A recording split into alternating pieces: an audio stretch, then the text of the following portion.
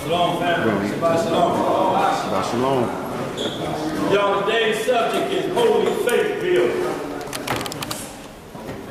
We're going to get into it.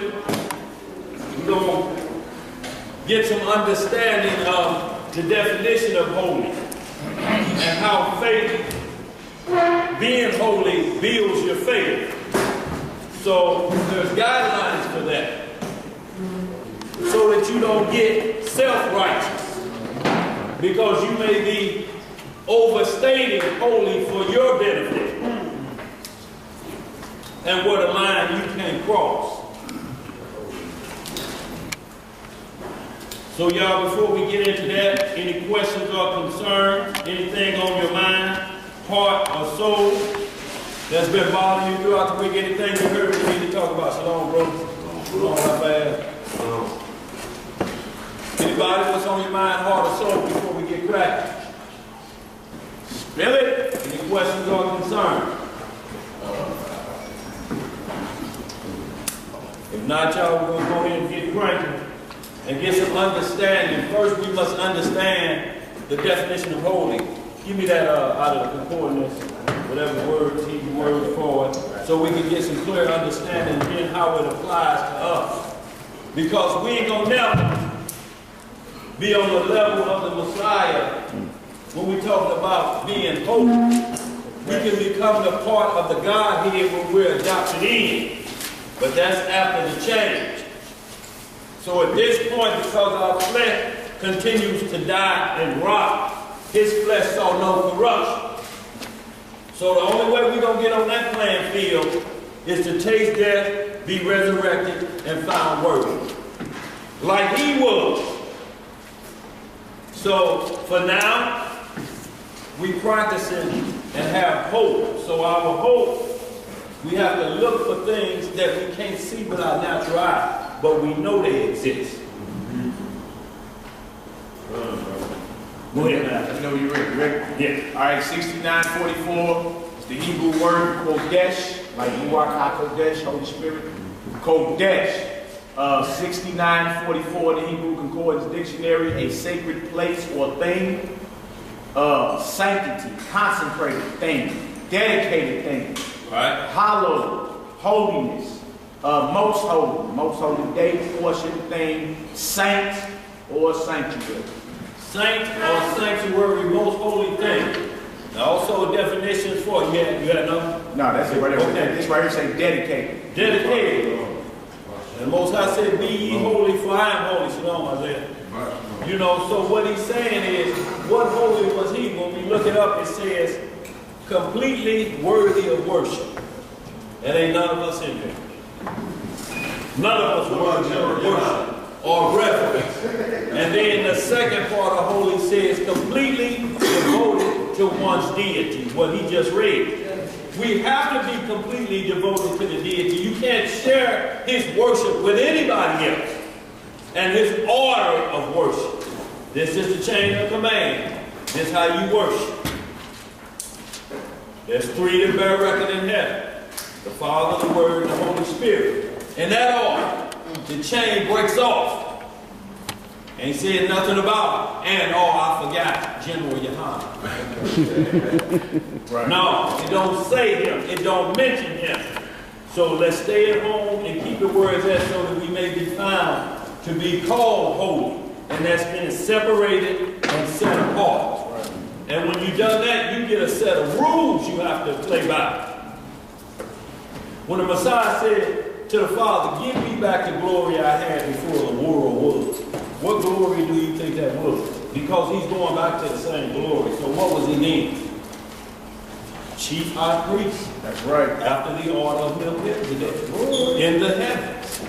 That's the glory he had. He's not going to take a lesser glory. If you thinking it from that perspective, or born of Joseph glory. That's less than what he had. He's not asking for less. He's getting more than what he has, because now he's ruling all of planet Earth and mankind. Right. Right. That's added on. It ain't no minus deal. Right. Like these Negroes trying to make to equal themselves up to him. So y'all, let's go and get started. and get some clear understanding. 1 Peter chapter 1, verse 16. Get it done.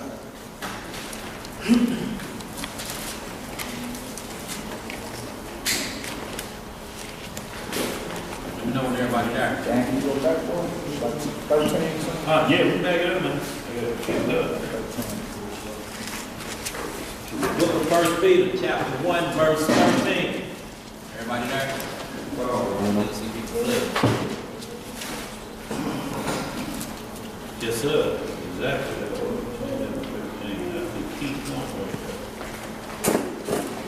All right, y'all. 1 Peter, chapter 1, verse 13.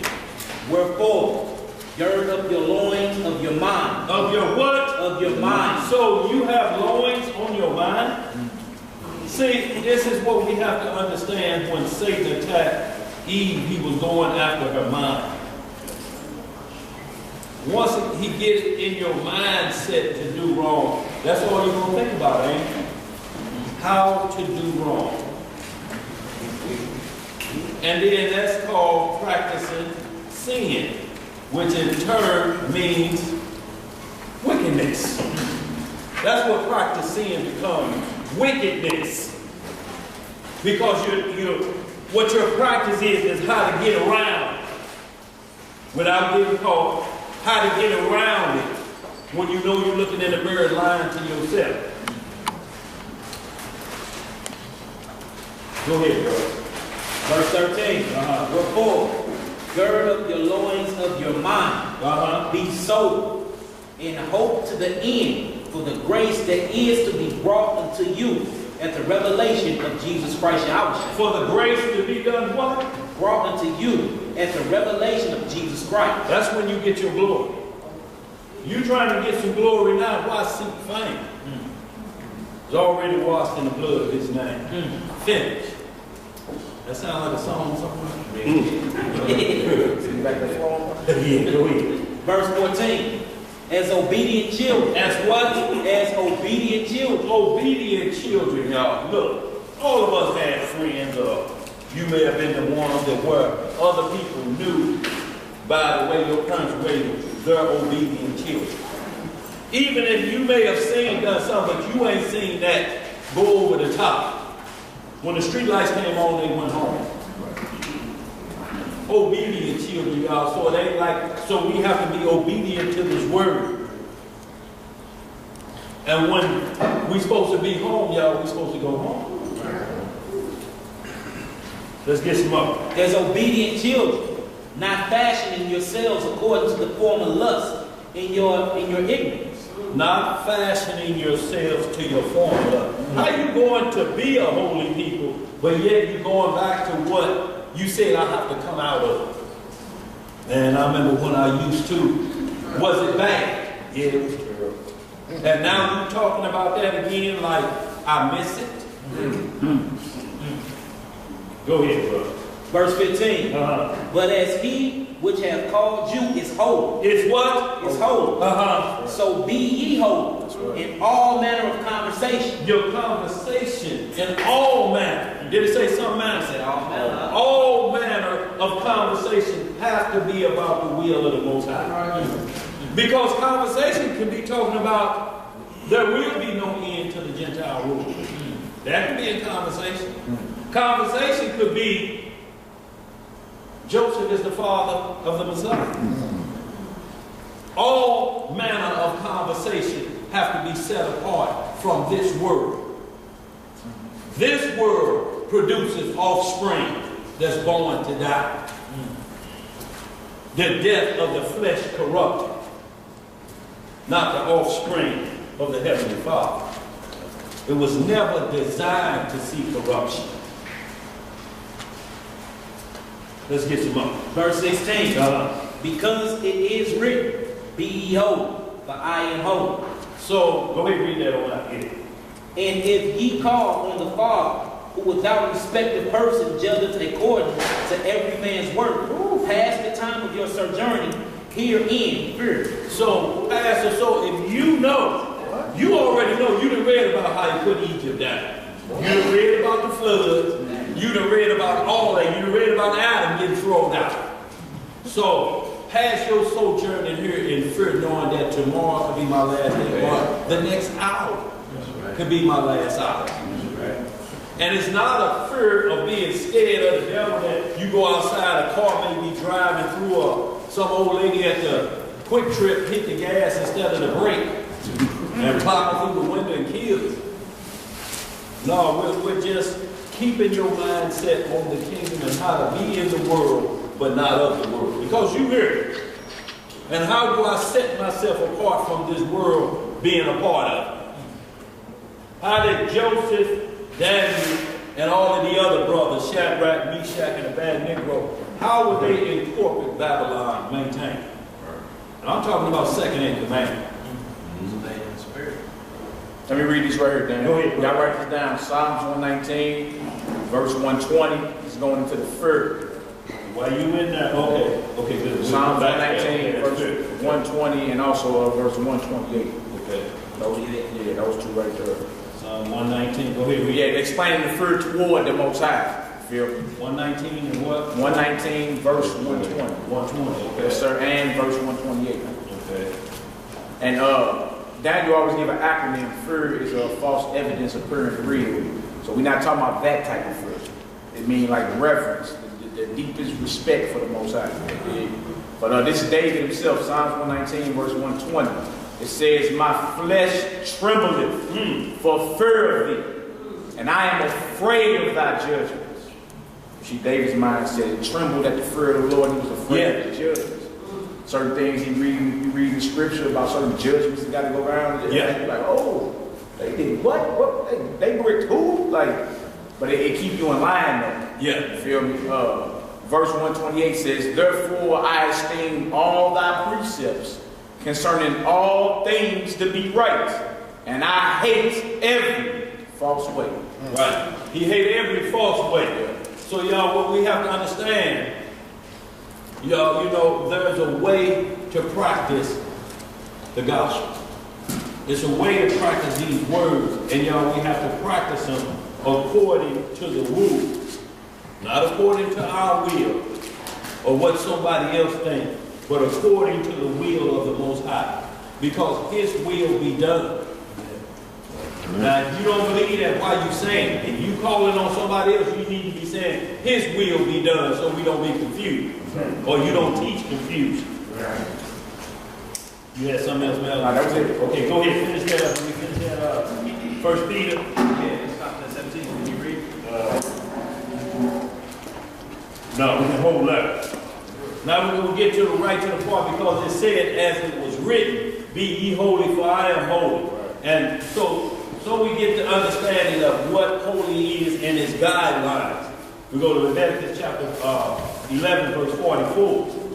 And we're going to read on down. Leviticus chapter 11. Yeah.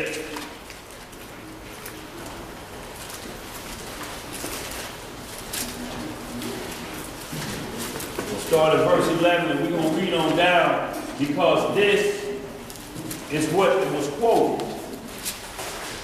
Yeah, because it said, as it is written. Yeah. Whenever y'all see that in the New Testament, they always referring to the Old Testament.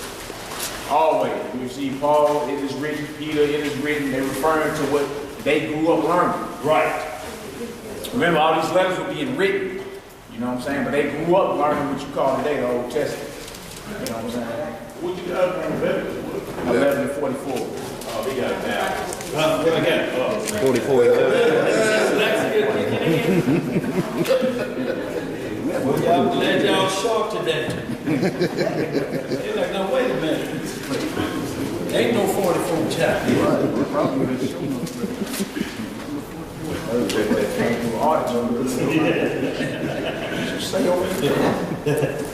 Book of Leviticus, chapter 11, verse 44. Everybody there? Yeah. Verse 44. For I am the Lord your God. Ye shall therefore sanctify yourselves. What shall you do? Therefore sanctify yourselves. So at this point, he's saying you got to wash yourself clean of whatever else you was involved with. Sanctify. When you wash your hands before you eat, what are you washing your hands for? You don't want no dirt, filth, on your filth, on your food, do you? Coming off your hands. Go ahead. For I am the Lord your God. Ye shall therefore sanctify yourselves, and ye shall be holy. Ye shall be what? And ye shall be holy. For Uh-huh. I am holy. Neither shall ye defile yourselves with any manner of creeping thing that creepeth upon the earth. Creeping things. So anything or any God calling himself that are after creeping things. And you go chasing after it as well as what's on the dietary law. We can eat creeping things that creepeth upon itself. The only thing that we ever ate close to the ground was things that hopped. Like the grasshopper. Things of that nature. But it tells us along our dietary list, but this is speaking of spiritual always first. No creeping thing doctrine. Go ahead. Verse 45. For I am the Lord that bringeth you up out of the land of Egypt, Right. to be your God. Ye shall therefore be holy, Right. for I am holy. This is the law of the beast, and of the fowl, and of every living creature that moveth in the waters, and of every creature that creepeth upon the earth, Right. to make a difference between the unclean and clean, and between the beasts that may be eaten and the beasts that may not be eaten. That's right. So y'all, we see Leviticus because it's always talking spiritual first. When you eat, y'all, man don't eat by bread alone, but by what? So we know we got to always start there first. And then you learn how to eat physically. If you start with creeping thing doctrine, if you start with your mind is a Red Lobster menu, it's full of what? Creeping things in the bottom of the ocean, ain't it? Yeah, that's right. And that's what they put up there. They don't put up with fins and scales, which you got to have the both part of seafood, and can't be no bottom feeder. They don't start with that. What do they throw right in your face? All you can eat. Now you on a boat with all you can eat that madness. What you gonna think gonna happen to the money in your pocket? Because your mind, everything is going a different way. So you're eating, you're taking in. And that's what Eve did first. She took in the knowledge. She ate the knowledge. Hosea said we eat the fruit of life. So eating just ain't with your physical mouth. Let's back that up, y'all. We get some more understanding. Leviticus chapter 19 is the point of being holy, what we want to establish the rules that separated us from the other nations. So y'all, we're going to read a little bit of this and get that understanding. We're going to see how it applies when the Messiah reigned and left the apostles in charge. They right. Because y'all, we got to stick with what's here. We can't go outside of here. Outside of this means you're going to be unholy, you know? Yeah. You're going to be inclusive and not separate. Right.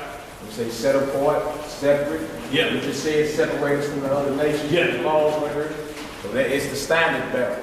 You know what I'm saying? It's going to be like, okay, nah, they must all going to be together because they over there act like this. Right. This is how they conduct and how they move. You know what I'm saying? So the laws are holy. You know what I'm saying? When acted out in this proper spirit, it makes us holy. That's right. You know what I'm saying?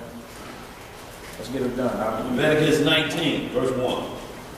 Reading from the book of Leviticus, chapter 19, verse 1. Yes, sir. And Yahweh spake unto Moses, saying, Speak unto all the congregation of the children of Israel, and say unto them, Ye shall be holy, for I, the Most High, your Elohim, am holy. So we see here again what is written. Where the Most High say, I'm holy. So if you're finding in his writings, his set apart writings, that it's okay to worship the pagans, then that will be included in these writings. But they ain't. Right. Go ahead. Verse 3. Uh-huh. Ye shall fear every man his mother and his father, and keep my Sabbath. Ye shall do what? Fear every man his mother and his father. Every man that has a mother and father, there's an honor there. Right. A line you can't cross. So even in our warfare of going out, y'all, because look, the warfare is to bring in everybody. Right. You can't have the mindset that I can't give. I'm going to kill it. No, if that's your mission, you're on the wrong mission. Right. There's a time to kill, like Ecclesiastes chapter 3 says. Right. It's time for hunt and fishing right now. To gain. It says that, yeah, that Luke 17 that they were just talking about, and where it says, I hid my money. That one. So you gonna hid the treasure you got and you didn't get nothing for it? You got it free and you sat on it. Go ahead. Ye shall fear every man his mother and his father, and keep my Sabbath. And do what? And keep my Sabbath. Right. Hey, let me read this definition of fear. Go ahead. It's, y'all write this down, 3372 in the Hebrew Concordance, the word Yerah. And it says to fear, more, to revere. What I have reference for. Have to have what? To fear or more, it means to revere. To have reference for it. And then it says cause of frighten, affright, be afraid, put in fear, fearful, fearfully. And then it says reverence, and then it says terrible, and then it says thing. And this is why the Messiah said, don't fear him who can destroy body. You can't have fear about body being destroyed. Your labor can destroy your body. Anything can destroy your body. Falling down a flight of steps. So we're not to fear that, but he said, fear him who can destroy body and soul. Where? Satan don't have that power. And then this trip off. He can only help you get there. And then trip off, it said for the children to fear their parents. Yeah. Have the utmost reverence and respect for your parents. Right. Parents, father and mother. Like today, you friends with your children. Right. You know what I'm saying? High-fiving, and I've seen some sisters hang out with their mama calling them female dog. Look at female dog. Yeah, you know what I'm saying? You like, now y'all cool like that? Right. Like that's how the homegirls hang out and talk. Right. That's your mother. Right. So you talk to your mama like you talk to your girl on the phone. Don't make no sense. That's way off. But they show you there ain't no fear there. Right. You know what I'm saying? Like you could say certain things that like acted as if you was cussing. Right. Right? Like you know you can't say S-H-I-T. You could even say shoot. Sure. You couldn't say lie. Oh, you had to say telling the story. You telling the story. Yeah.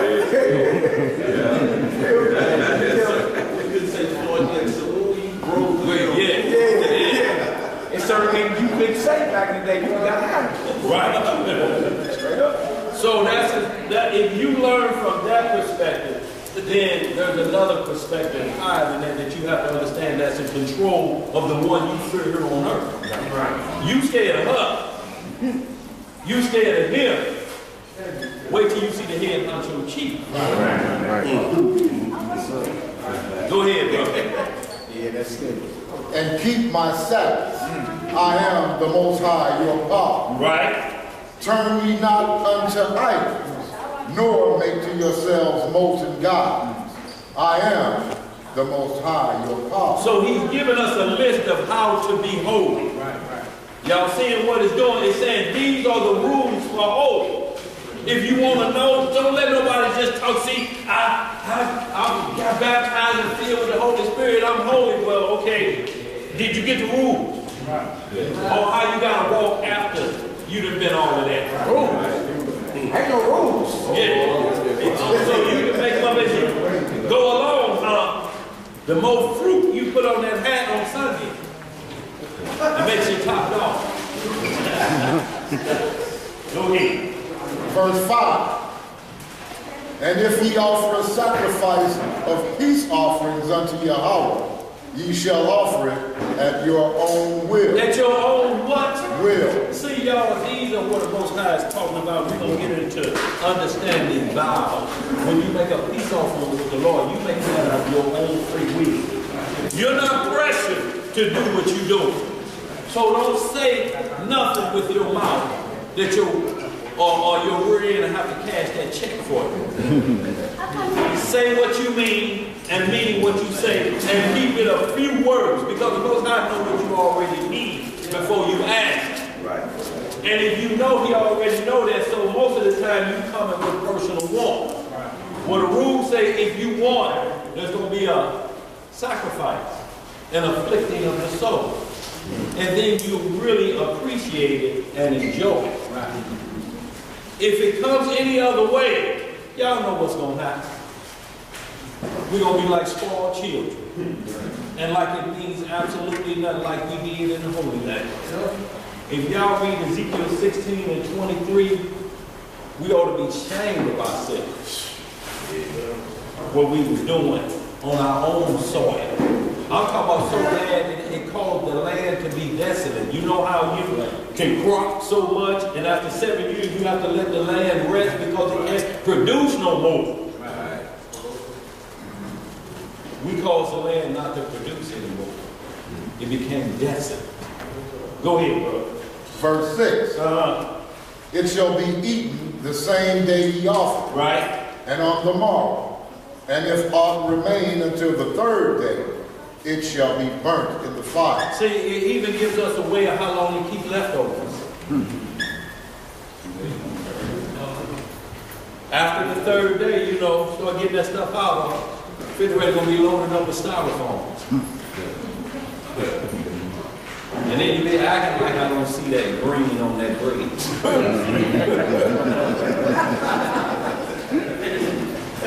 Go ahead. No, that make lettuce stay.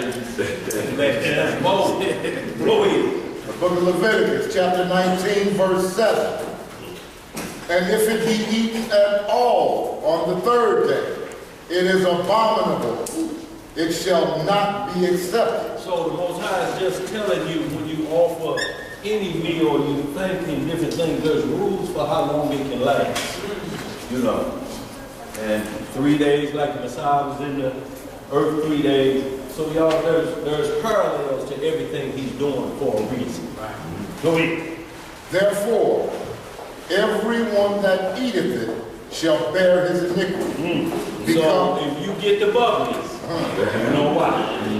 Go ahead, brother. Because he hath profaned the hallowed thing of Yahweh, and that soul shall be cut off from among his people. So you see what happens when you don't obey. What happens, your stomach get a little upset. And y'all, there's nothing worse than your stomach. It's where everywhere you read the scripture, it says, drink a little wine for thy stomach, for thy infirmity. When you're sick in the stomach, y'all, you can't do anything. You're doubled over. Go ahead. Verse 9. And when ye reap the harvest of your land, thou shalt not wholly reap the corners of thy field, neither shalt thou gather the gleanings of thy harvest. And thou shalt not glean thy vineyard, neither shalt thou gather every grape of the vineyard. Thou shalt leave them for the poor and the stranger. I am Yahweh. So the Most High says no matter what you have, you got to always leave it to give to somebody else. Why? Because he said, I left the poor for you here so that you understand how to give.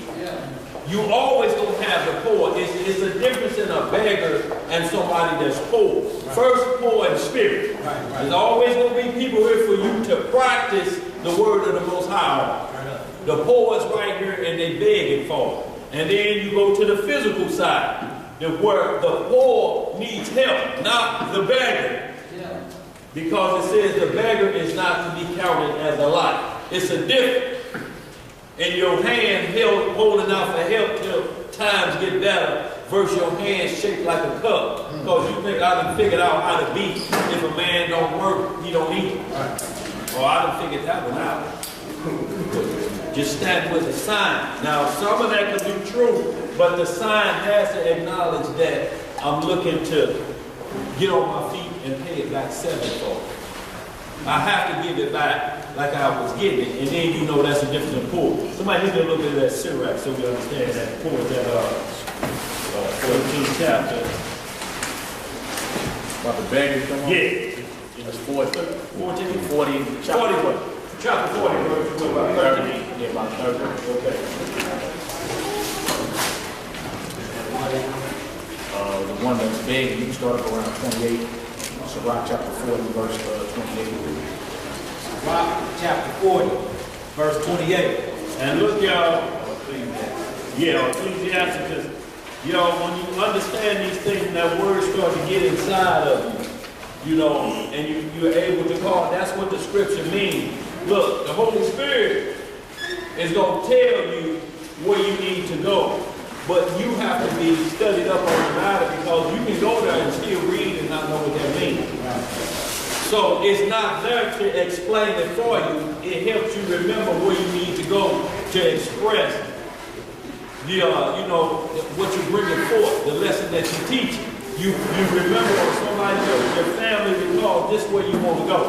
Right here. Go ahead, yo. Verse 28. Look at Sirach chapter 40, verse 28. My son, lead not a beggar's life. Hold on. Do what? My son, lead not a beggar's life. Y'all, when you put that up on the board, Let's see right what. Chapter 40, verse 28. I'll put it up on the board. 40 and 28. Yeah, I'll put it up on the board. Let me get that on. See right there. Yeah, I can see it. Hold on 1 second. 28.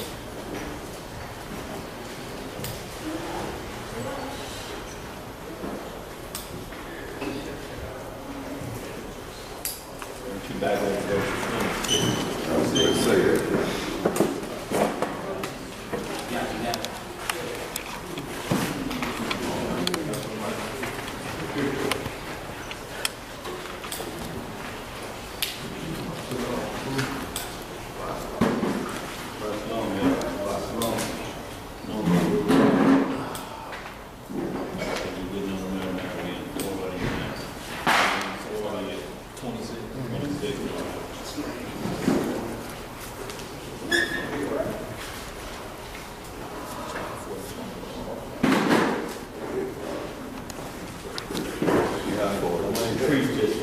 This is for everybody who don't have a pocket for weather.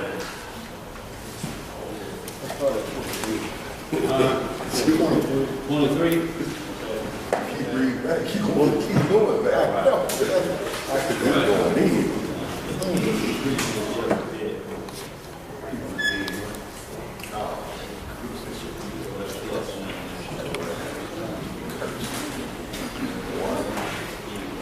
That better? Oh, yeah. That better, y'all? Yes, sir. Okay, let's get it. Sirach chapter 40, verse 22. What it say? Now I desire favor and beauty, but more than both, cornmeal, it is green. A friend and companion never meet amiss, but above both is a wife with her husband. So a friend and companion never meet amiss, meaning that wasn't happenstance. It just wasn't no coincidence, so to speak. But above both is a wife with her husband. So it's not a coincidence that we met like this. We followed the rules, and then it's matching up. It's what I hope for. It wasn't a miss. That's why the scripture said, when you pray, don't ask of what? A miss, meaning without not believing it wholehearted. You have to believe that this was meant to be. Go ahead. Verse 24. Brethren in help, or against time of trouble, but arms shall deliver more than them both. See, brethren in help are against time of trouble, but arms shall deliver more than them both. So, you know, you got a problem, brother in help or against the time of trouble. They there, and then they may not be there. Man, I thought I can count on this. But alms, when you give alms, that is above both of them, because you're giving and you're saying, I'm giving it for to do good. That's it. You can't direct them. You can't tell nobody how they should do their honor. I'm gonna give you $2. You better not go to that liquor store. That ain't your job. Forgive it. Right. If you gonna get it, go ahead. Verse 25. Gold and silver make the foot stand short, but counsel is esteemed above them both. See, you can have stacks on debt and not know what to do with it. Because you don't understand true riches, and that means how to govern yourself with money. Because you can start thinking evil with that stack, ain't you? Yeah. I ain't never liked the way he talked to me. Now I'm standing sure. I'm a sensitive hitman over there. I'm that tight end for the Patriots.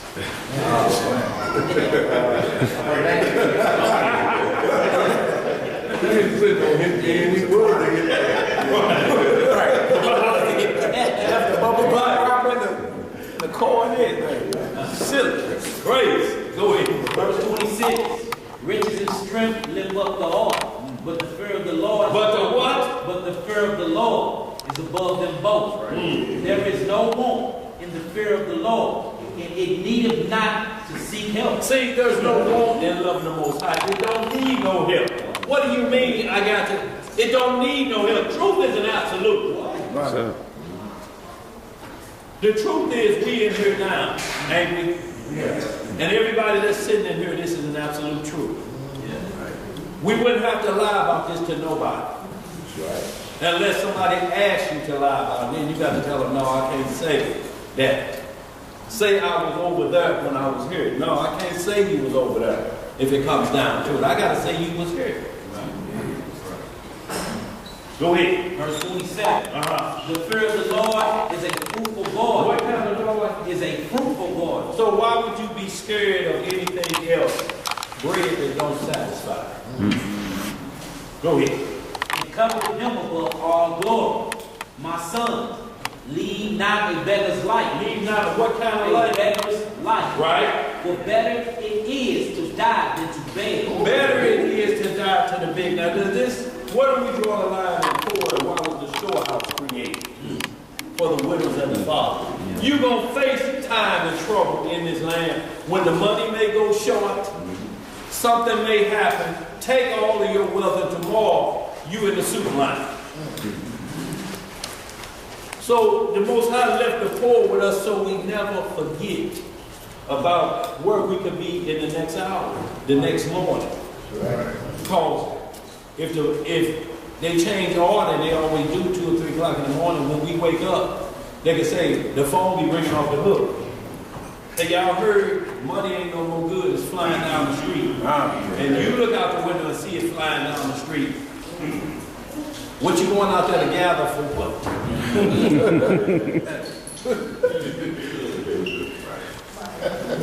Go ahead. Unless you need something to get the cold out on the green. Because that's all it's going to be worth. Yeah. Instead of newspaper, you be throwing a Franklin or a Grant on there. Ain't worth nothing. Go ahead. Verse 49. Like him that dependeth on another man's table is not to be counted for a life. See, the life of him that counted on another man's table. This is where it's saying it becomes begging. Because you're counting on it, you know. And you're trying to live your life, count on another man's table. We get paid Friday. Right. Yo, it's what got me going. When the old gal came home, my mom, tired, and I can see that fried glad that we overwalk on her when she pulled up. And got out the car walking slow like that. And I'm sitting on the porch waiting. And had my evening plans.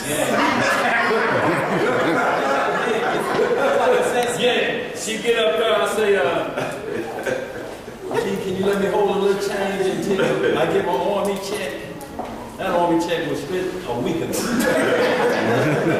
Every Friday at 5 o'clock. Yes, sir. And she said, boy, I ain't got no money there. And I don't know what. It had to be an evil spirit. He said, ask, go ahead and tell her. Did you get paid today?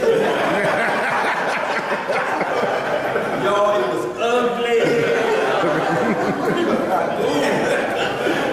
Boy, she looked at on like she was sucking on lemons with a vinegar chase.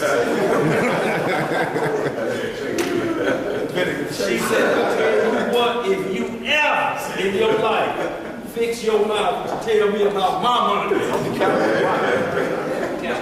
she said, I tell you what, matter of fact, come Monday, you better be working somewhere. I don't care where it's at, waiting on that army checking the reserve, somewhere. Yeah.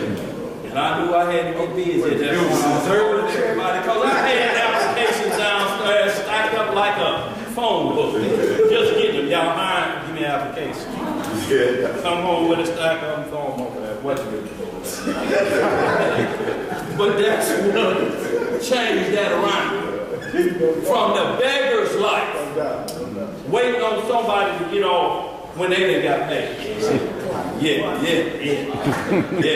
Go ahead, bro. Verse 29 again. The life of him that dependeth on another man's table is not to be counted for a life, but he polluteth himself with other man's meat. See, he pollute himself, y'all, because he'll take whatever they say, he'll do whatever they say, you know, because he's dependent on, and they dog out. Go ahead. But a wise man, wise man, well nurtured, will beware thereof. So a wise man will beware thereof not to become a beggar where another man could use you like a $2, you know what? Go ahead. 30. Begging is sweet in the mouth of the shameless. Of the what? Shameless. Begging is sweet in the mouth of the shameless. See, when you have shameless, that means you've lost your regard for life. You know, you just don't care no more. You borderline and reprobate in the mouth of the shameless.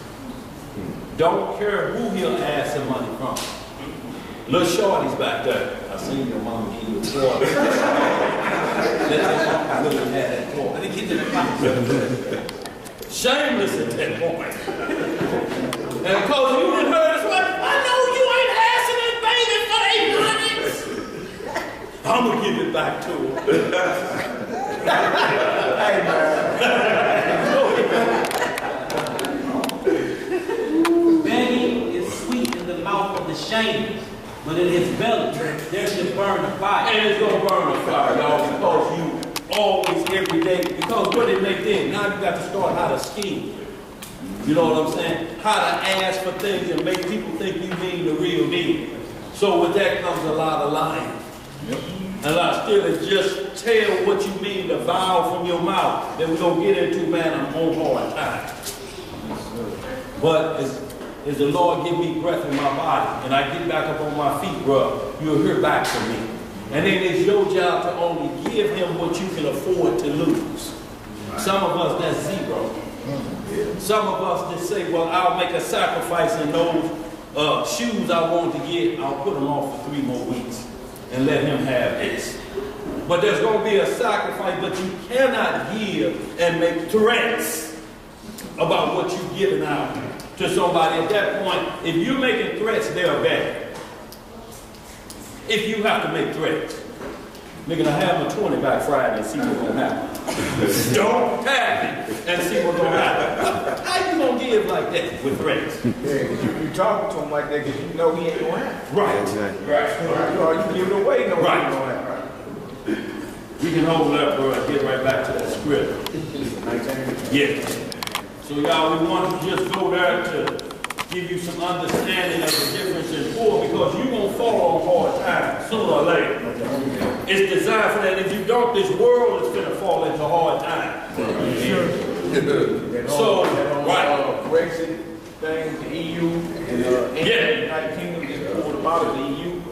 Right, and that affected the world market like within 48 hours. Everything was like $1 trillion was for that first day, or 2 trillion? it was like 2 trillion the first day. And like by the time it got opened, by the time Monday came around, because it happened last Friday. By the time Monday came around, they lost trillions, man, like unreal, off one nation pulling up out of the EU. World markets across the world, because it's all interconnected. You feel me? So you got the signs that it's coming, the economic collapse and all that. You say what? Yeah, that's what I'm saying. Because Friday, and then, they closed down business Saturday and Sunday, so then they knew once the market's over Monday, it's a problem. Go ahead, the European Union. So you got, if you look at the old map of the old Roman Empire, you'll see the European Union is a rehash of the old Roman Empire. Right? So you basically living in Rome all over again. Senates, they had a Senate in Rome, you got the Senate here, they had Capitol, Lion Hill, where they made all their legislation, you got Capitol Hill here. Apion's Way, the main road that was going through Rome or whatever, Highway 66 here, all the extra parallels that's going on. And you'll see they had a two-caste party system, the plebeians and patricians. Here you got the Democrats and Republicans. They wore blue and red as well. You feel me? You're seeing that what was going on then is going on now. Right. You feel me? So that's all you're seeing. You're seeing the nations falling apart. You feel me? And how everything is connected. So they come in with the cashless society, and they'll be coming with that RFID chip to go up in as a mandate. It's happening now, but you said what, bro? Think about the chip on the mainstream media, 245. Yeah. Y'all, it's gonna be right before our face, y'all. And we comfortable with eating. Y'all, that's why we got to learn, we got the day coming up every year, once a year, how to cleanse your body of sin. For that, what you had on you up to that point. And how to eat spiritually for one day. Think about that. Your temple is being cleansed because you're getting rid of sin, plus you're fasting, afflicting the soul. That day you should be clearing out. It should be swept and gone as your house. At that point. It's getting you prepared for so that we don't die wanting to eat one morsel of meat. Y'all, we're going to have to get ready for this spiritually, mentally. That's why I said you start off in your mind. That's your heart first. That's your mental heart. And then it goes down to the fleshly heart. And that's what makes you vibrate, because now it's living within you, within that breastplate of righteousness. Now that's the breastplate of righteousness, but it got to start here first and make its way down. Go ahead, brother. Where you at? We're in the book of Leviticus, chapter 19, verse 11. What does it say now?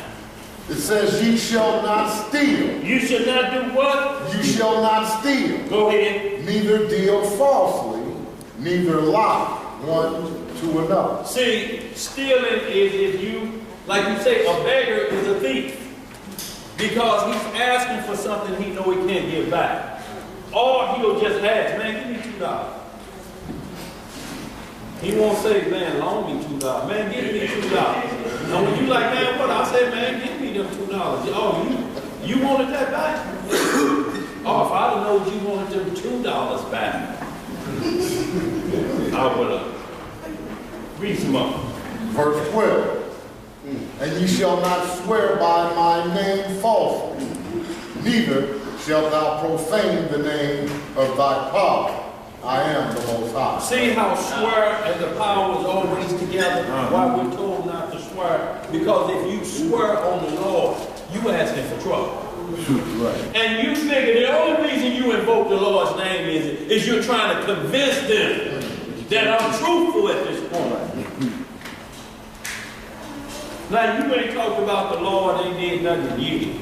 And now you invoking his name with your hand shaped like a cup.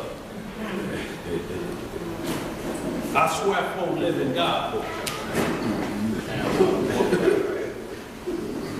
Let's get a little bit more of that to understand swearing or oath. We're going to come right back to this Leviticus because it's our chapter. Hold where you're at the Leviticus, and we're just going to hit a couple quick understanding of vows. And what this is what the Most High said 3 times a day. Morning, noon, and evening, you should go in your closet and pray. 3 times a day. You should do that. Because that's your private time to talk to the Father, and that's the time you need to be holy in that hour. When you go those 3 times a day. It keeps your focus on what you're doing. Because you won't be into so much wickedness when you know prayer time coming up. Right. Very mind. Go ahead, bro. Let's go to Ecclesiastes chapter 5. Oh, we got a question right We here. got a question. Go ahead. I got it set up in my phone to pray at 9 o'clock in the morning, 3 in the afternoon, and 9 at night, every day. Yeah. If it's mandatory, then I still pray throughout the day. That's good. Good. Like say mornings, if we use the clock 6, 12, and 6 again, or right before sundown, because that's a new day. So it always will call the evening prayer. You ever see that? You see that all throughout the scripture. Not the going into the next day prayer, the prayer before the next day. And you get that time clock. The street lights come on. What you got, brother? Huh? Okay, we need y'all. Y'all know how we got to do the rotation out there. We got the monitor out there. So y'all hear the class. We just need a soldier to rotate at the door. And for y'all who don't know, they put a lock on the door because of the riffraff that was coming in the building, hiding after it locked up and trying to make their way through and burglarize the place. Somebody up in the deal chilling, boy. Yeah. A couple couches. No, boy, yeah. Have Security a home doors, up in there. sleep. Go in their refrigerator and clean up the leftovers. We got a bathroom, some food. Boy, AC on. Right. AC right. Keep quiet.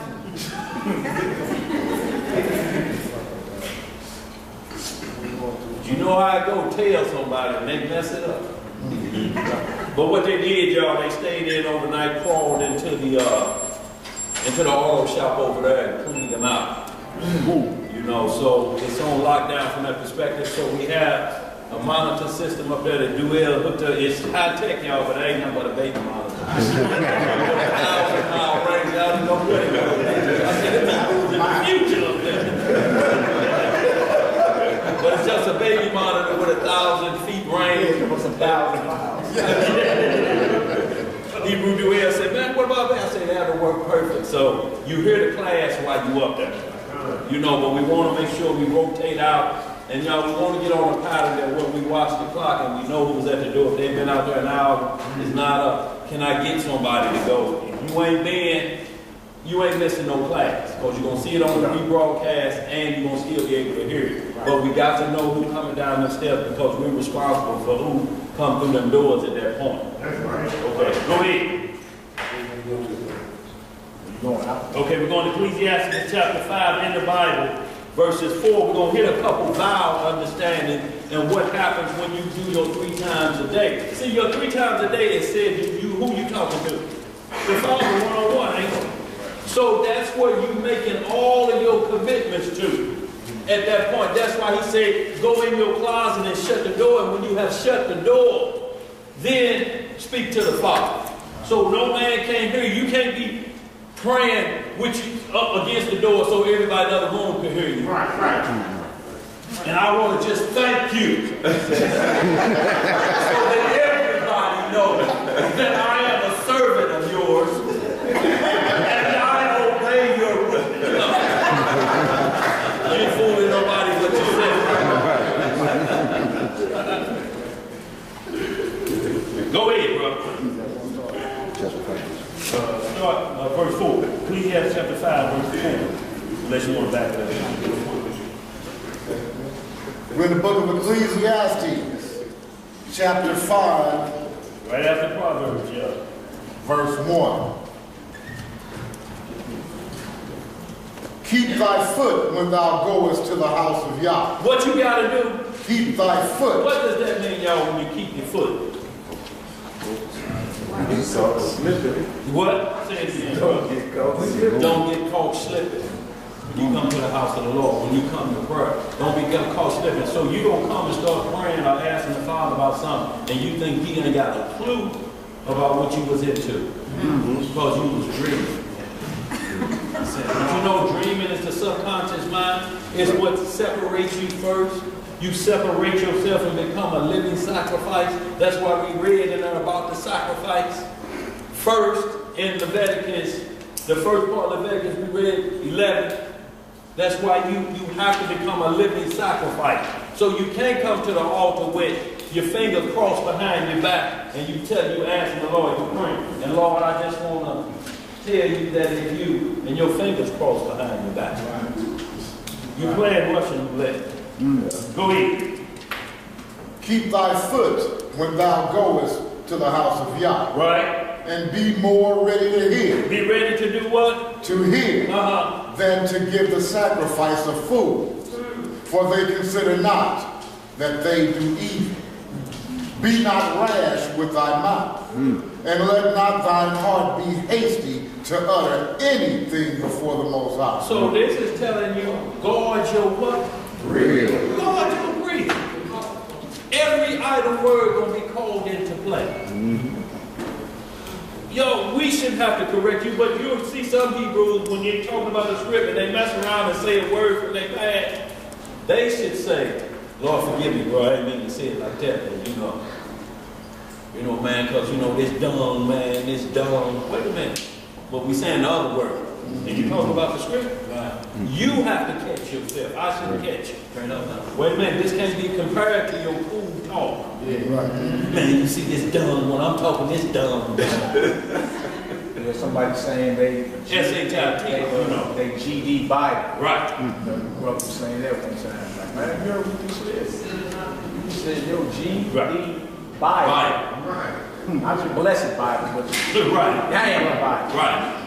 You might want to watch that, brother. And you heard one part of Moses here holler, boy, I was so mad, God righteous.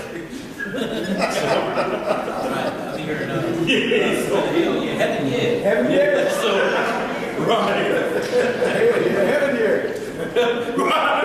Hell no. Right. Go ahead. So if that's what it takes to practice to turn away from that, get rid of them idle words, because that's all they want. That idle words, they have nothing, they can't move, they can't speak, they're void of understanding, they idle words. Go ahead. For Yah is in heaven, and thou upon earth. Where are we? Upon earth. Is this the same as Isaiah 55:8-9? Or your thoughts are not my thoughts? Right. My ways are not yours. As high as the heaven is from the earth, my ways are higher than yours. So how do we think we're thinking for the Lord? Now the Lord knows my heart. Oh, so you think? Yeah, know it is. Well, it is a true statement, but not how you say it. Because that's what he said he gonna judge. The heart of her. Most High say, I'm gonna judge what you were thinking first before you put your hand on it. See, we want to get the crime when our hand was on it, but the crime is up here. Right. How you was plotting it out. That's what he said he was gonna judge. And when somebody bring that back to you, ain't that what's stunned? Yeah. Go ahead. For Yah is in heaven, Right. and thou upon earth. Therefore, let thy words be few. Right. For a dream cometh through the multitude of business. Y'all see what a dream comes through the multitude of business. When you so busy all the time and you be working yourself, that makes you tired. And usually dreams come, you say, I was tired, I was working all day. Go ahead and read a little bit more with some understanding. For a dream cometh through the multitude of business, and a fool's voice is known by multitude of words. See, because you haven't rested. That's what the Sabbath is for. We need to truly understand what the Sabbath is for. It's for a man to rest. That's why man was not made for the Sabbath, but the Sabbath was made for a man. If you don't rest, you're going to burn out. Everything they do, you hear millionaires saying 20-hour days. Most High say that's too many work hours in one day. You're going to burn out. And guess who they leave all them millions and millions to? Because you burn out. You are burnt out. The Sabbath means recharge yourself. When you're working on a car, you've been working on things too long. That's why you have to step away and go rest, take a nap. And guess what happened when you wake up? That light click on. Now, okay, you put the ratchet right there. You be like, boy, that's all it took was a nap. You're overcharged, too much business going on in your head. You're working on this, you're trying to hustle a little paper, but you're trying to figure out how I'm going to spend it when I get over there, and you ain't concentrating. Too much business on your mind. Go ahead. You refresh your computer, don't you? Right. What you do that for? Don't you have to clean out history? If you know what happened, it slow down. Go ahead. Read some more. Verse 4. When thou vowest a vow. Here we go. You are. When thou vowest a vow unto God, Right? defer not to pay. Defer what? Not to pay. Don't come back here talking about, no, this is when Isaac blessed Jacob instead of Esau. He said, I can't reverse it. I can't reverse it. Go ahead. For he hath no pleasure in food. Pay that which thou hast vowed. Pay that which thou hast vowed. That's why I say don't swear or do them things when you say, I'll put this on my mama. I'm going to have it this day, and you don't even know if you're going to live that day. How you going to make a vow like that? Go ahead and read verse 5. Better is it that thou shouldest not vow, than that thou shouldest vow and not pay. Go ahead. Suffer not thy mouth to cause thy flesh to sin. So what causes our flesh to sin? Thy mouth. Smooth words, whisperers. Naughty nothings in the moonlight.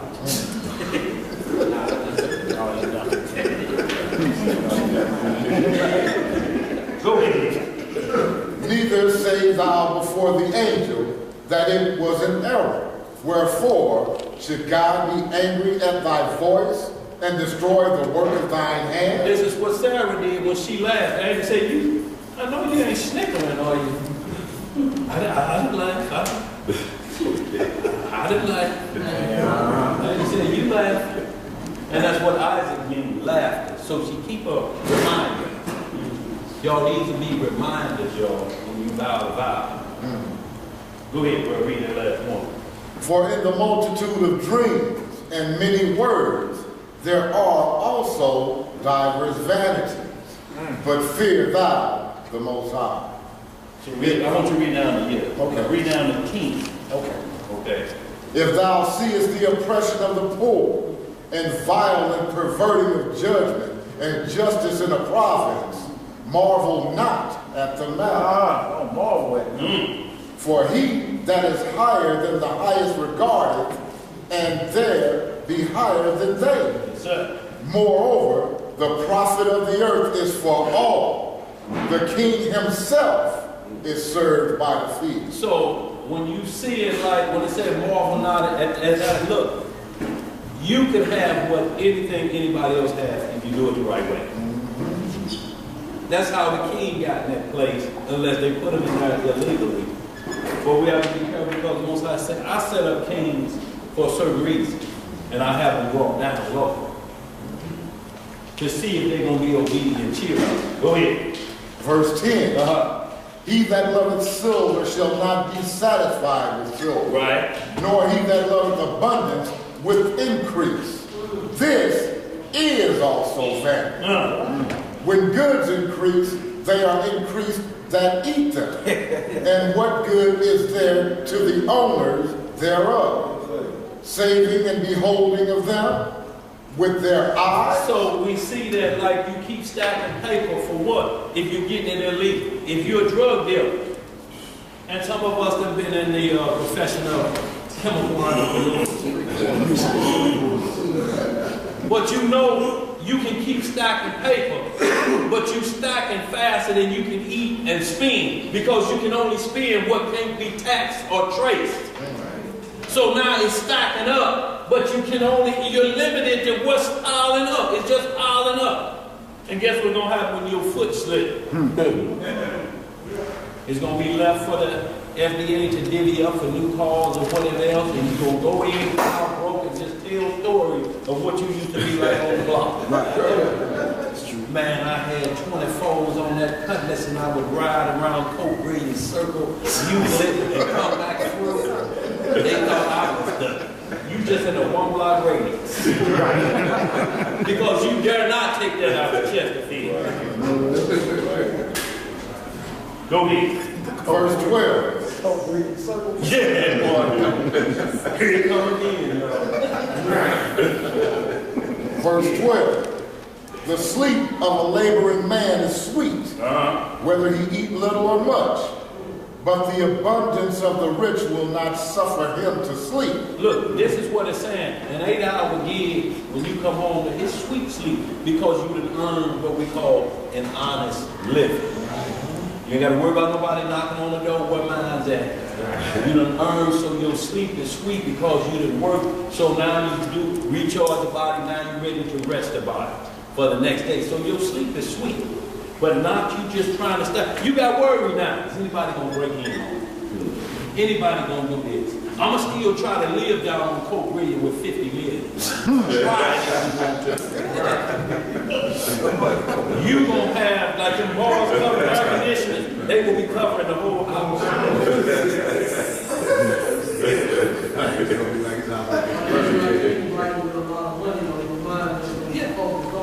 That's it. And you hear songs, I got my mind on my money and my money's on my mind. Instead of the Most High. That's right. Then mammon has become your God. Right. See, there was a God over money. Mammon. That's who the God was over money. When you started worship. Go ahead. Verse 13. There is a sore evil which I have seen under the sun. Namely, riches kept for the owners thereof to their hurt. But those riches perish by evil travail. And he beggeth a son, and there is nothing to his hand. in his hand. Read that verse 15, we're going to jump to the next one.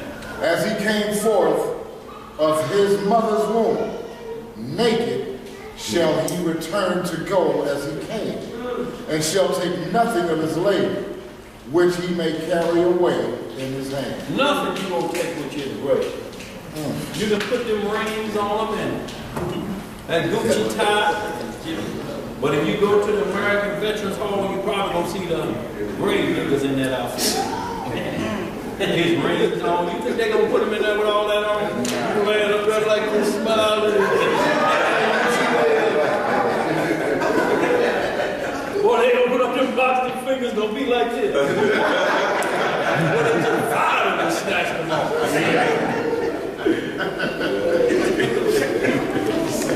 You think you gonna wake up in the kingdom, you know, looking at your feet for your gators and no.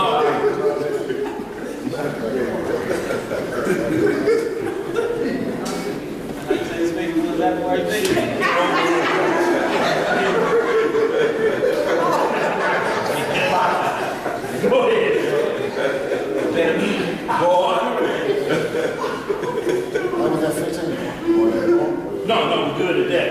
So y'all, we're going to get there. We're going to go right to Deuteronomy 23, 21. We're going to hit a couple of these so we understand the vows to the Lord, what you do in that closet 3 times a day. When you say, I'm talking to you, you got to say, if it be thy will. So what you're saying is, if what you're asking for don't happen, either you got work to do, or you're being tried, or no.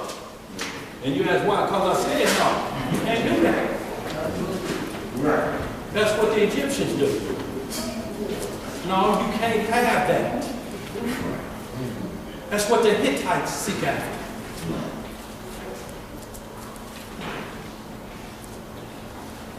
Deuteronomy 23, 21.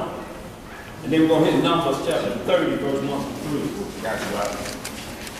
The book of Deuteronomy, chapter 23, verse 21. Are we looking? We good? All right, Deuteronomy, chapter 23, verse 21. When thou shalt vow a vow unto the Most High, your God, thou shalt not slack to pay it. Yahweh thy Elohim will surely require it of thee, and it would be sin in thee. It would be what? And it would be sin in thee. See, y'all, so that's why we should not suffer our mouth to sin. Look, say I affirm. Bro, look, man, I'm telling you, man, that the Lord have breath in my body, man. I'm going to try to do that if this works. Look, if he say no, he's going to say no anyway, but you can't trick nobody like that. Then we don't know it's bad. Right. Once the trickery starts, the vows you know you can't keep. Can one make his hair white or black? No. Can one make his stature any taller? I done dreamed of winning dunk contest. When I woke up, just a dream. Go ahead. Verse 22. But if thou shalt forbear to vow, it shall be no sin in thee. It should be no what? No sin in thee. So what is this telling you, y'all? No sin in thee. So the best time to do this is after the Day of Atonement. Or anytime one chooses to fast and cleanse himself. This is why certain demons had to be cast out after fasting and prayer. There can be no sin found in you. So whatever you ain't repented from, you got to get that out and then attack these supernatural, powerful demons that's out here. You come with them short and you still got some lingering on leavening in you, they gonna play right on that. Go ahead, bro. Verse 23. That which is gone out of thy lips, thou shalt keep and perform. Even a free will offering according as thou hast vowed to Yahweh thy Elohim. See, even a free will offering. If you say you're gonna do it, do it. And I'm talking about with a free will, you done got a little extra paper. And you done made your mouth say, I'm gonna get this to over there. And then you start thinking later on, or you start finding excuses why you gonna do it. Most I say you should have just kept it to yourself. Go ahead. Is that it? Which thou hast promised with thy mouth. That thou hast promised with thy mouth. Y'all, when you say I promise, it's a solemn vow. They swear. So in the Old Testament and the New Testament, it says swear not. Unless you plan on keeping it, your word is your bond. That's all we had, y'all, to go off of. My word. Go ahead. Did you finish that? Read it. All right, we're going to go back to verse 18. Okay. I'll start at 17.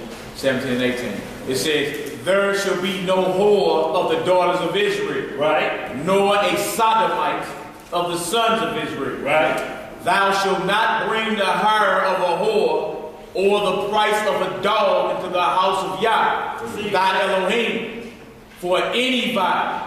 For even both these are abomination unto the Most High, your God. The hire of a whore or the price of a dog. And this is where the term, this is where women, right, you get the term where you start calling a man a dog.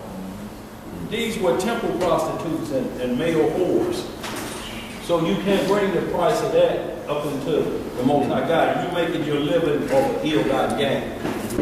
And that's where, you know, you hear the term dog from. Man that has many women with bad behavior. Let me say it like that. And they're just doing what they do. And the whore is a practicing part. She's gone on, moved from here to now. I like the way I get this on Tuesday from Hank.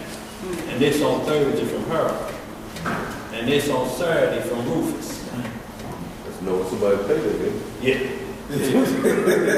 Don't get paid. Right. But look, they got you to the point where you beg for it now. Yeah. It's crazy.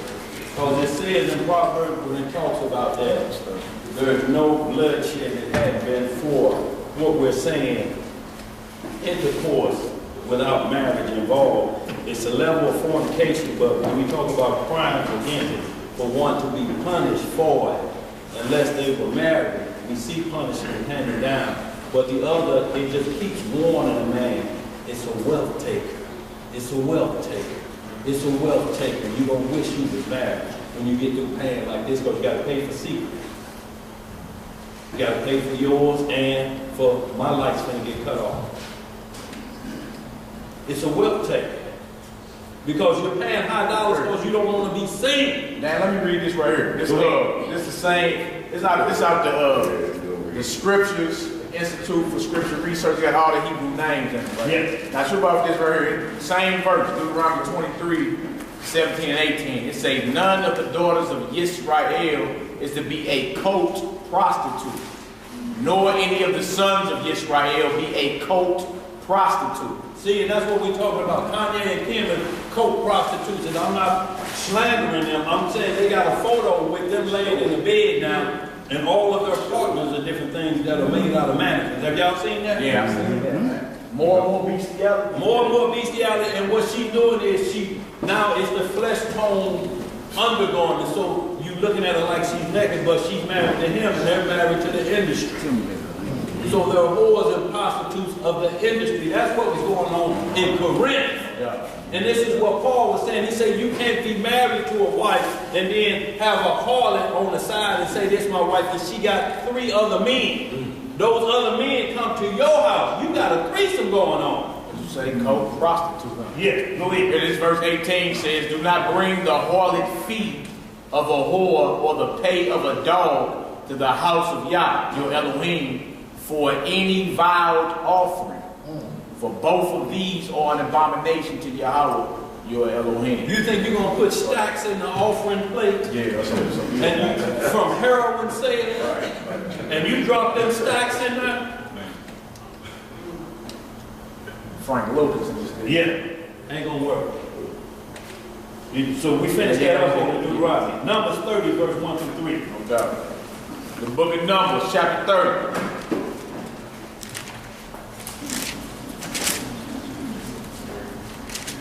Is that 1 through 3 out? Yeah. All right.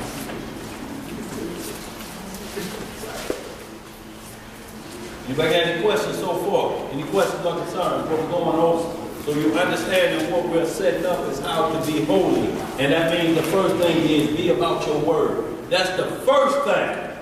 Because if you're not, you're going to be found to be a hypocrite if you ain't. So this is why I say you got to be about your word. You got to separate that old life where you schemed and scammed to get what you want. Go ahead, what you got inside?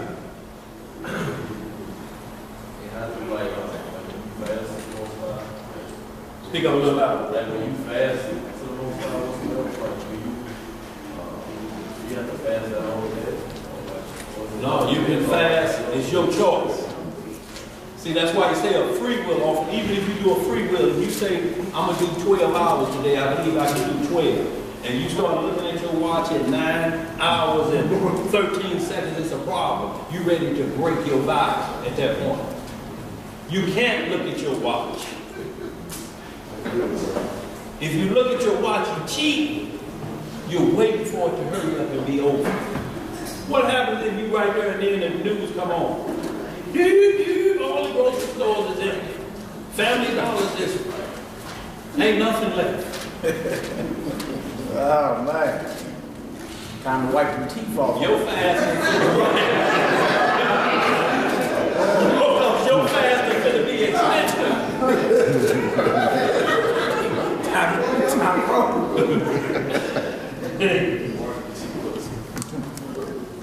Where we at? Numbers 31. When he wrote the scripture for fasting, you got them, don't you? Matthew 6. Yeah. Matthew chapter 6. Yeah, you get the scripture for fasting. Matthew 6, verse 16 through 18. And then Isaiah, it's a good one in Isaiah chapter 58. Yeah, it's a good one in Isaiah chapter 58. And y'all, these are talking about afflicting the soul. It's your soul. And when you're afflicting your soul, you don't want nobody else to know what you're going through. You know, because if you show somebody what you're going through, you're trying to ask for help or you cheat. You like you want them to go and start telling the Lord, and even if he attempt to fall off, have his back, Lord. Don't tell nobody what you do. He attempt to fall off. Yeah. Go ahead. All right, we're in the book of Numbers chapter 30. The book of Numbers chapter 30, verse 1.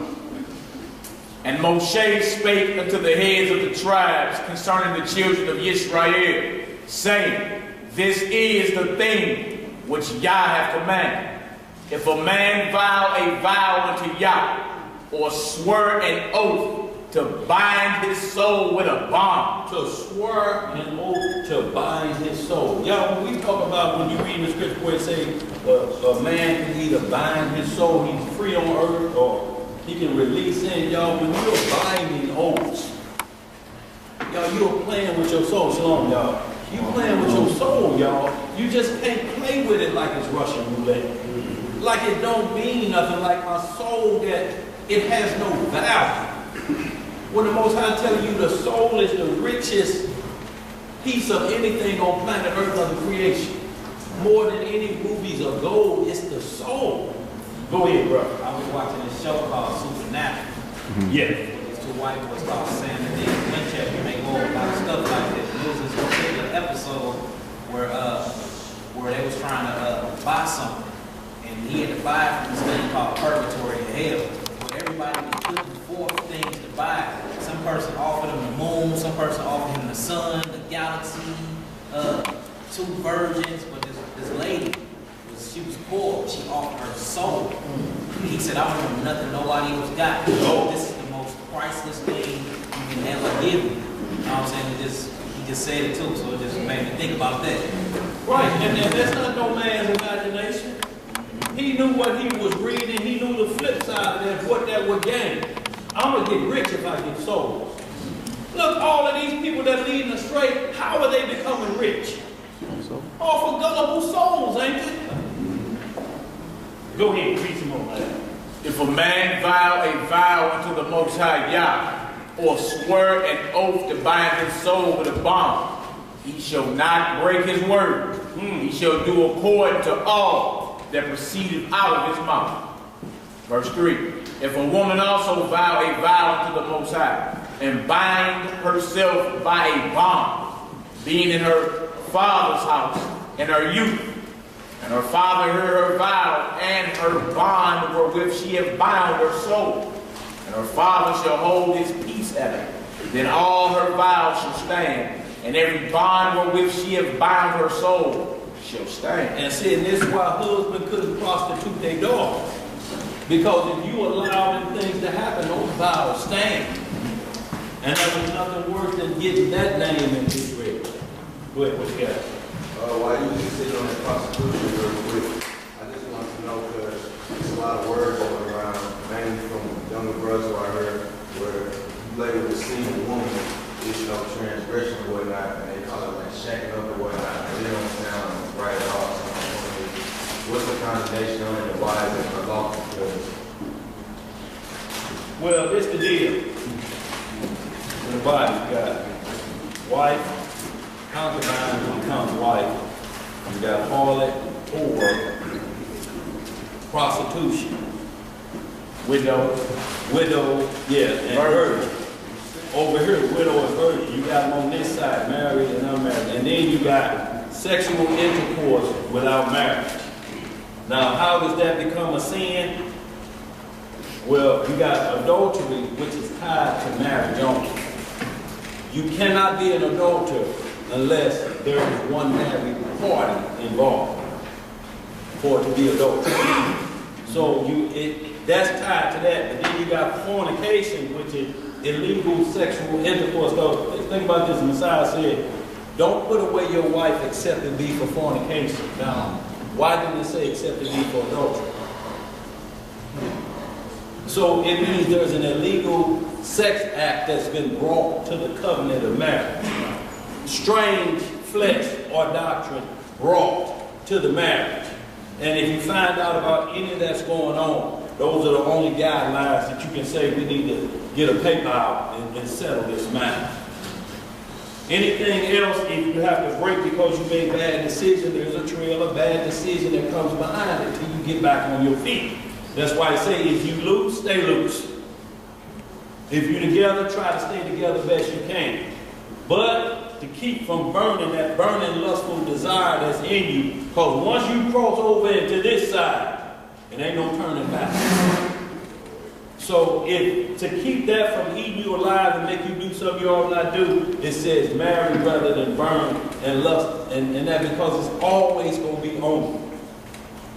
So that's one way of understanding fornication and adultery are two separate things, but adultery falls under fornication. Yes. Fornication is the top of the thing. It says illegal sexual activity, and these are the things that fall upon it. Adultery, bestiality, same-sex marriage, homosexuality. All of these fall under fornication. Now, when we get to two single people having relationships and refuse to get married, or what we call friends with benefits, there's a lot of other benefits that come with it. STDs, unwanted children. When I say unwanted, when you say, damn, I know it's mine.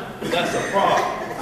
Because now you're saying I am into fornication because I'm questioning could it be somebody else's? And if I got that question in my mind, that's a problem already. I'm into fornication.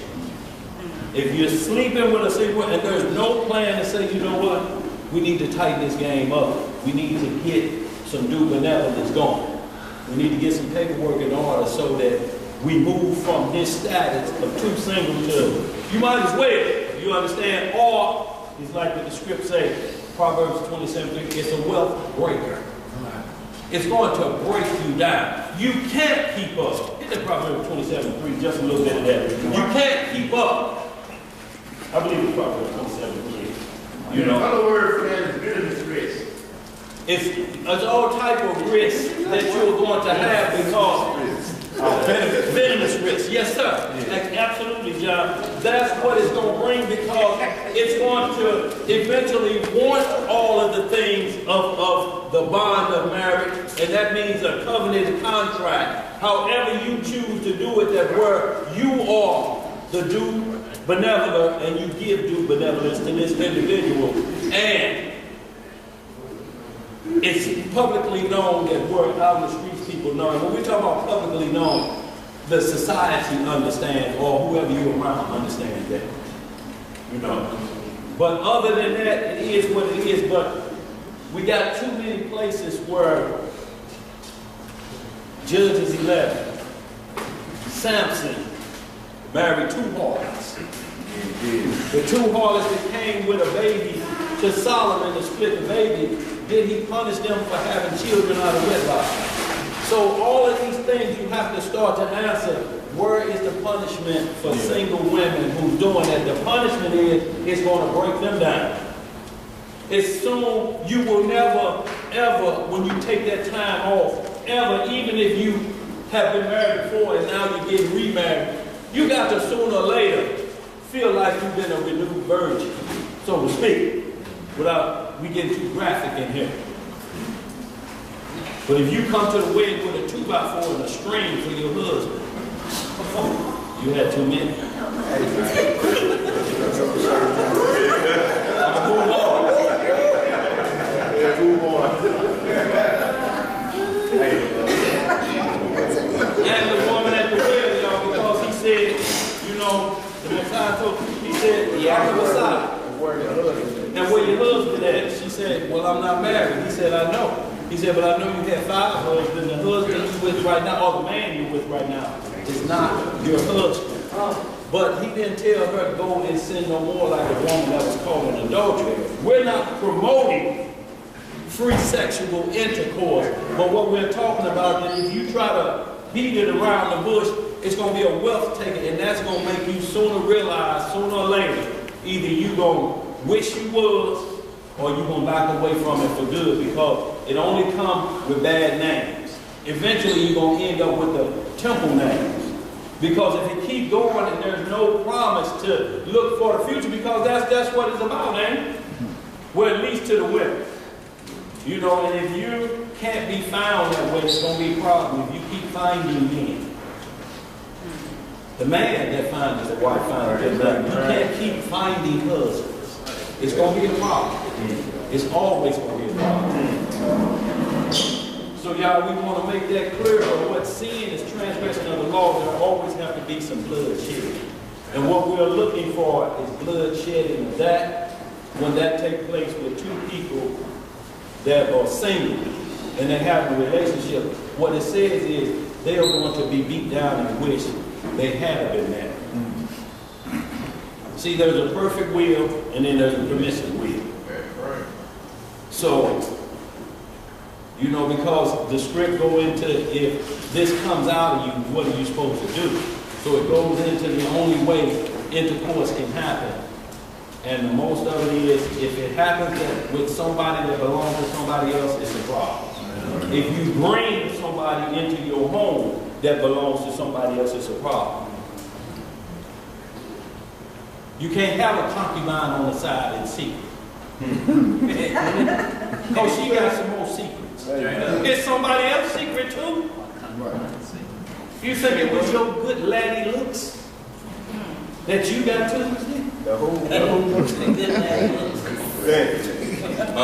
So, no, go ahead, bro.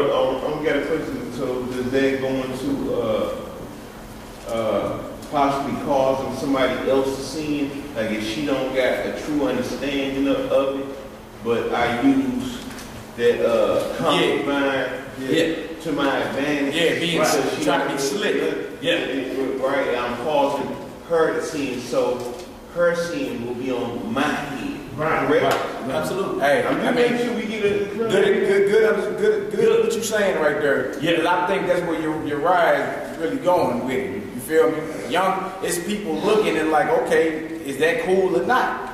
You feel me? And if that's cool, you feel me? Then what is it? What is the bad behavior that's coming behind it? Right. Like is that okay? You see what I'm saying? So I think that's where the brother's going, addressing the bad behavior, what's going on. And then trip off this too. There's a lot of people that's loophole people, you know what I'm saying? Trying to be on some brother, technically, right. You feel me? Right. But see, at that point, he revealing where really his lust is at. Right. Technically, brother. Right. No, that ain't what it is. So it really reveals what's really going on up there in the mental. Back no. Yeah. See, that's the thing. You don't want to be in the spirit of tiptoeing. Right. You feel me? Or be a loophole Israelite. Like you looking for a loophole to secretly feed your lust. Right. That's what you don't want. You feel me? If you seeing that's bad behavior. You know what I'm saying? And you know, like you ain't fooling nobody. You know in your mind what's up with you really on. You dig? So you can try to lie to yourself or block out that voices that you know you shouldn't be doing that. You feel me? But then others are watching as well. So yeah, the bad behavior, watch out for that spirit of being a loophole Israelite. Right. Technically, brother, and you like, you know good well, you ain't finna get off on no technicality on judgment day. You feel me? So let every man examine himself. The brother brought out excellent examples about no judgments on it, but then where are we at? What do you say? Well, okay, in your mind, technically, I can go get a harlot then, and it's no sin. Like you don't want to be in that spirit. Right. You see what I'm saying? Like you don't want to be in that spirit of looking for ways to justify what you lusting after. To get, and basically what you're saying, I want the rewards of the matter. Yeah. But I want to give them this way. Well, this gonna cost you this amount. This amount you ain't gonna be able to keep up. Exactly. Look, because the problem is, she say it's mine. How does she say it's mine? It better be mine. And then also, we were talking about this earlier. In the script, the fathers gave away their daughters. Yeah. You feel me? Like a woman was never built to be in a position to go pick a man and make a decision. Like she playing a role she was never built for. Right. You feel me? So now you got women picking men, choosing men. You feel me? And you see what's happening, whether you call them relationships or marriages. Look at the success rate. Right.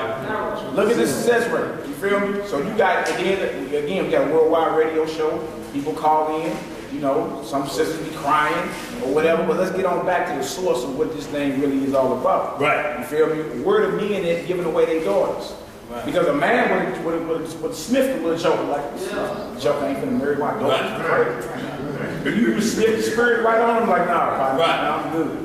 You feel me? But the day you like, well, I hope my daughter make the right decision. She ain't supposed to be in a position to make that type of decision. You feel me? She wasn't built for that. Right. To be making, okay, which man, and no, I don't like that one. So I'm gonna go with him. He a little taller. That was about. None of that. You feel me? The father made the decision. Like, all right, yeah, you stand up, man. Who your father? Where you from? Okay, that's what's up. Stand up, man. I know your father. Me and him played for many years. That's right. Now, with that being said, that's just like when I met my real, and I met her father. I didn't know until after we got married. But, you know, he ran a background check on me. But it was his concern because I was taking his only daughter. Right. You understand? But he saw what I did in my past, but I'm good. You understand? Right. But we don't have that anymore. We're watching our daughter. Right. You know? I'm watching mine. And how many in the house in most cases. Yeah. Right. And then how many brothers have actually hollered at the father if he's still around? Yeah. Even if that ain't cool. Right. You feel me? How many of them like, hey, I'm gonna take care of your daughter. You know what I'm saying? Like how many of them went and did that? Right. Look, and what he's saying is, look, you can't that lets them know that I'm taking ownership, so to speak, of this. If you make a call, hello, Mr. Johnson. Yeah, this is Mr. Johnson. You don't know me, but my name is Earl. Sarah. You know, we've been kind of hanging out, but she's sick and the doctor want to know, can they operate? You don't know me, but I'm your daughter's husband, so to speak, a boyfriend. But I need you to make a decision for the doctor that I'm supposed to make. Right. You said boyfriend, so to speak. So, you know, this is where you can't be. How you don't know what her heritage name is? If it's her father, uncles, or somebody. Right now, if you got, like you said on the side, you don't know who her mother's last name or her father's first name, you got a problem. That's a lustful thing out there. You got to ask that so you know where the pedigree's at. So, bro, is it an actual sin? Technically, no. But if you play off of it and actually see what it is, it's either they trying to fulfill lust and not a marriage lifestyle. And that's what it's seeing there right there. Because why is you laying with a woman if you ain't trying to take care of her or build a business in a marriage? What you trying to fulfill a lust? And the technical part be this. Well, technically, we ain't married, so you don't gotta come around. Don't come around me no more. Technically, you know what I'm saying? So they put off this illusion like they together. But you know what I'm saying? So it's basically, is it a sin? No, but it's the thought process behind it all the way off. Yes, it is. The spirit is completely off because you know when you're being slick. Yeah. Right. You feel me? So if your intentions is off, no matter what you do outwardly, that don't even matter. What's your intent? Yeah.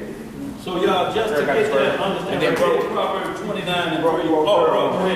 Go ahead. 29 until you give me 29. I got you. I've been blessed to have And Luke 15, give me brother that. come and ask me for my daughter's hand in marriage. But you see a lot of stuff, even on TV. I was looking at the Selena movie or whatever, and how she chose to be with the guy that she was with, and telling her daddy, I love him, I did, instead of, him really coming to her father. It was after the fact, and then he came to her. But a lot of stuff they be showing in these movies where the daughter choosing and gonna go over the parents' head and be with him, and be with whoever she wants to anyway. Look, because it's a craving and it's a strong lust that if I don't grab now, it's gonna be gone. But y'all have to read Song of Solomon and understand it all the way through. This man is saying, I need this one. I got this many more, but this is the gold mine, and she's not letting herself be wooed in. Right. I see what you got over there, but no. I am a female, not a free man. Right. They come with a fee. If you got free males, you got problems. You know what I'm saying? I don't go ahead. We always go to Jeremiah 10 to try to prove Christians. Right. Learn about the way they eat. That applies to marriage and the way men and women deal as well. Absolutely. How the script says, not according to our values. Right. That's what we took on. Right. See, but we've been to the point that where virgin has been made, and I'm talking about both male and female, that it's been made to be a bad thing. You get joked and locked out. You'll get drove. Here, smell it.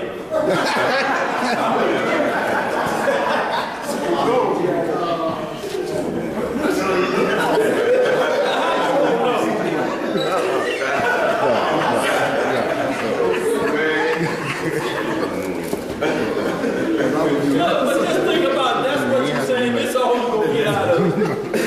The smell of the thing. That excites you. Now you won't eat it on the deal. But then tell you that all of the other stuff that come with this. Right. And when we say unwanted children, we're not saying that you don't want the children. But when you say, damn, what you mean? I thought you said it. Well, you said only the covenant part. Well, you said So it gets right. What are we doing here? We just laying with each other? That's it? You know what I'm saying? So eventually, y'all, but when we read the scripture, y'all understand this. Look, we're not condoning that under any notion because there comes titles with it. Yeah, You have to accept the title that comes with it, and that sexual intercourse without marriage vow. The title is called heart. There's no other way around it. Now, is that bad always? There's some good to come back around when you say, okay, I got tricked that time, but I'm going to straighten myself up. You know, if my legs got to be together longer than the OJs, that's what I'm going to do.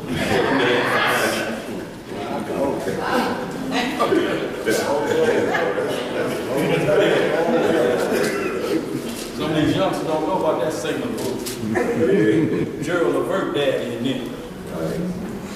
Let's get it. Proverbs 29:3. Okay, let me read this one too, Dan. Okay. I got Proverbs 23 and 27. Okay. And then Proverbs 29 and 3. Proverbs 23, verse 27. Proverbs 23, verse 27. For a whore is a deep ditch. Is a what? A deep ditch. And a strange woman is a narrow pit. See, and it says a strange woman. So what it's doing is offering intercourse outside of the covenant that's written for marriage. It's offering sexual intercourse outside of that. That's why it's called strange and not a stranger. If it's a stranger, then it's somebody that's coming into the fold. But if it's strange and left alone, you into cameo. She's strange. And I and get into that mindset. Verse 28. Verse 28. She also lieth in wait. She also lieth in wait. Yes, sir. As for a prey, and increaseth the transgressors among men. See, and what happens is you're going to bump head with somebody. Tuesday and Wednesday, they get mixed up. See, and now you knowing what's going on. And then if you go back home because you can't tell that secret across town, if you hear something strange, you know, I saw such and such walking by that clinic on Grand.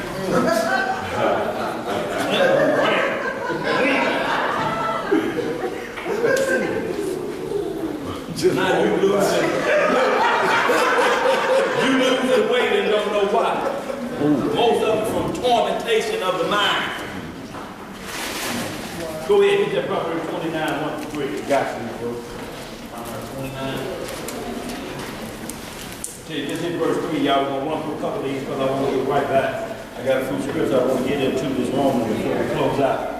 29 and 3, and then we're going to hit a couple judges so y'all understand, y'all. We don't want, see, because it'd be real easy for somebody to say they promote unmarried intercourse. What we're telling you, there's rules for certain things, and when a father don't give it away and it gets out there, now there's a broken bond of the giveaway, so to speak.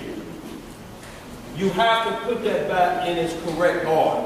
Most of the time, if you've been with somebody 5-6 years, sooner or later they say, look, I'm tired of this. When we gonna do this? And you go back right to what you was doing before that, but the only difference is there's some authority there. There's something there to say, you call me first before you call next to kin. What you got? You got Proverbs 29. Yeah, go ahead. No, go ahead. Okay. I got a lot of understanding on what I was talking about when I was reading Torah too. Yeah. He said, then my father gave away his daughter. Absolutely. I mean, it's a lot of understanding in Torah too. Well, look, it started in the beginning. Who brought Eve to Adam? Here, take my daughter, even though it was taken out of his rear, it was presented as a father presented his daughter. And you got all the trees of the garden right in there. Witnessing is what it is. Because it can't be secret knowledge. It cannot be. And when it's secret knowledge, it's going to always be a problem. Let's get it where we at. Proverbs 29:3. What that say? Proverbs chapter 29, I'm going to do 2 also. Okay. When the righteous are in authority, the people rejoice. But when the wicked beareth rule, the people mourn. Oh. Whoso loveth wisdom rejoiceth his father, but he that keepeth company with harlots spendeth his substance. What he spend? His substance. He spent his substance. Judah, our forefather, spent his substance on what he thought was a harlot, but it was his daughter-in-law. What you got, man? Sirach chapter 9. Okay, yeah, very good. Sirach chapter 9. Sirach chapter 9, I'm going to read 1 through 8, 1 through 9. It's real quick. Ecclesiasticus and the Apocrypha. Sirach chapter 9, verse 1. It says, be not jealous over the wife of thy bosom, and teach her not an evil lesson against thyself. Why? Because if you get jealous, you'll get taught an evil lesson. See, if you learn that lesson after you become one flesh, it's going to be painful. If you didn't, you had the jealousy streak when y'all was single, and then you get married and it ain't going to be correct, what's going to happen to you then? Publicly. Now you married. Now you finna get taught an easy lesson. Go ahead, bro. Verse 2. Give not thy soul unto a woman to set her foot upon thy substance. Right. Upon thy what? Substance. Okay. Meet not with an harlot. Meet not with an harlot, lest thou fall into her snares. Use not much the company of a woman that is a single, lest thou be taken with her attempts. Gaze not on a maid that thou fall not by those things that are precious in her.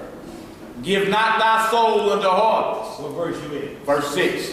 Give not thy soul. Sirach 9 and 6. Okay, 9 and 6. Go ahead. Give not thy soul unto harlots, that thou lose not thine inheritance. Read that again. Give not thy soul unto harlots, that thou lose not thine inheritance. Right. Look not round about thee in the streets of the city, neither wander thou in the solitary places thereof. Turn away thine eye from a beautiful woman, and look not upon another's beauty. For many have been deceived by the beauty of a woman. For her with love is kindled as a fire. Right. Sit not at all. Sit not at all with another man's wife. Nor sit down with her in thine arms. And spend not thy money with her at the wine. Spend not thy money with her at the wine. Break that off, bro. Just break that off. Spend not that money. Buy me what? Come on and talk in. Bartender! 2 rum and cokes. Go on. So you were saying you were not happy. Right. Take another sip. Are you hugging all that's okay? Yeah. So Go you in. want another drink, sister? You want another? Look, he did what? That boy from the from GMS, he talking about how he spent his wealth up, talking about he mad because he just bought his libations desire is the cheapest girl on planet Earth. He called it PBR, Pat's Blue Ribbons.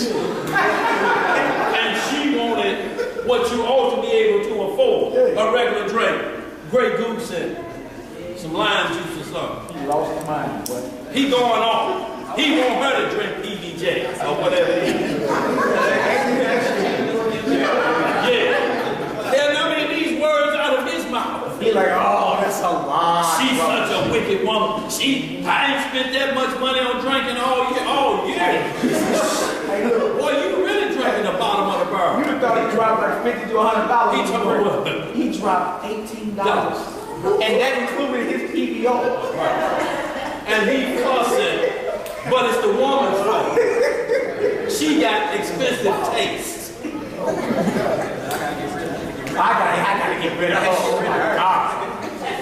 I'm putting the bill? I'm like, oh no. Refined Tom can piss cost more than that PB or what it is. That's Blue Ribbon. Yeah. Well, yeah, read some more of that.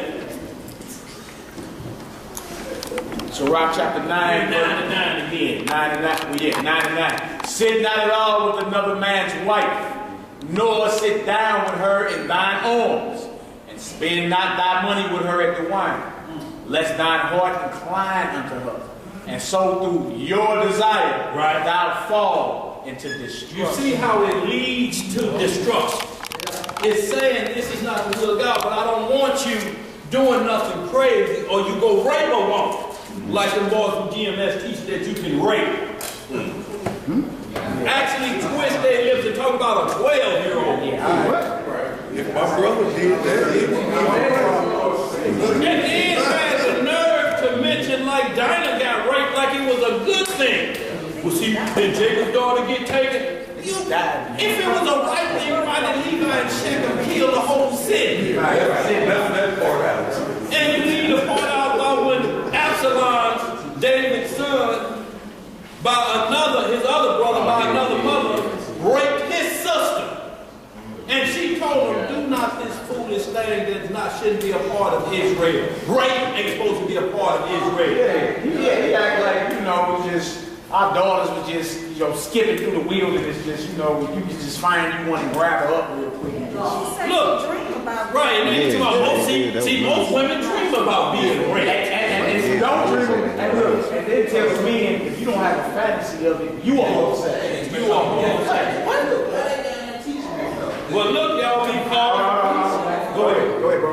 Or they them hire people that seen that same thing. Because you like, well, if you ain't out there, if you ain't got the mindset of even wanting to rape a woman, because women's number one fantasy is getting raped. If you ain't got the mindset of raping a woman, you are bad. Right. So what are they out there? These hired people. Yes, sir. Or they just off in the mind. No, both.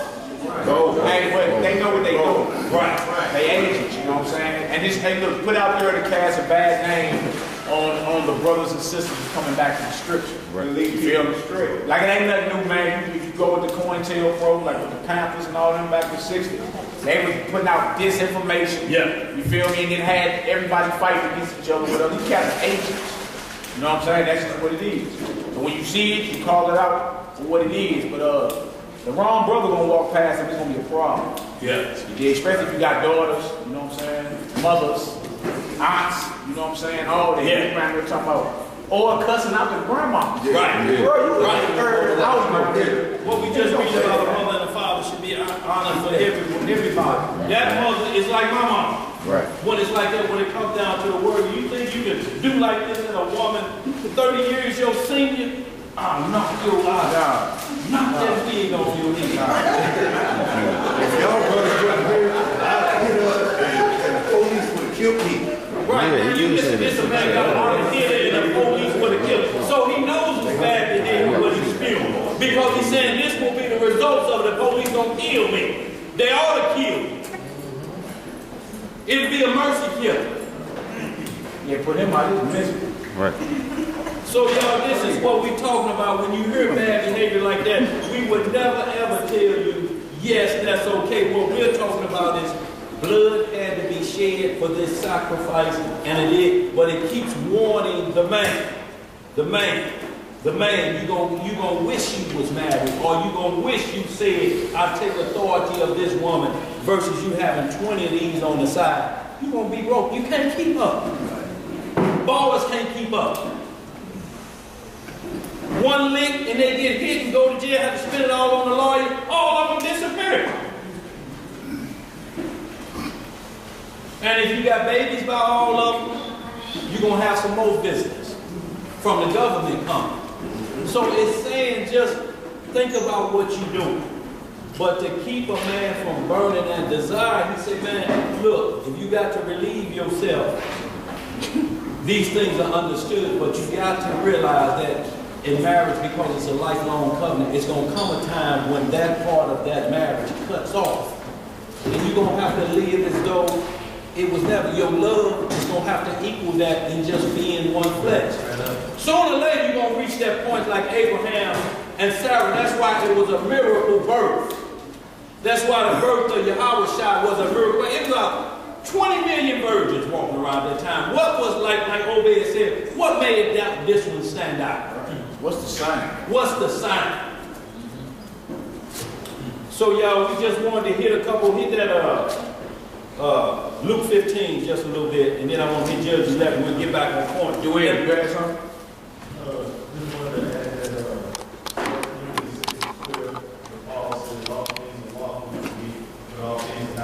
Yes, sir.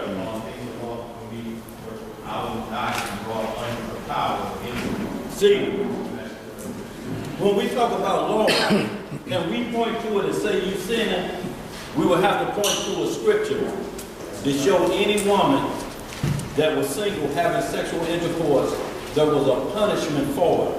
Proverbs 7, that woman was married. She said, the husbandman is going on a long journey.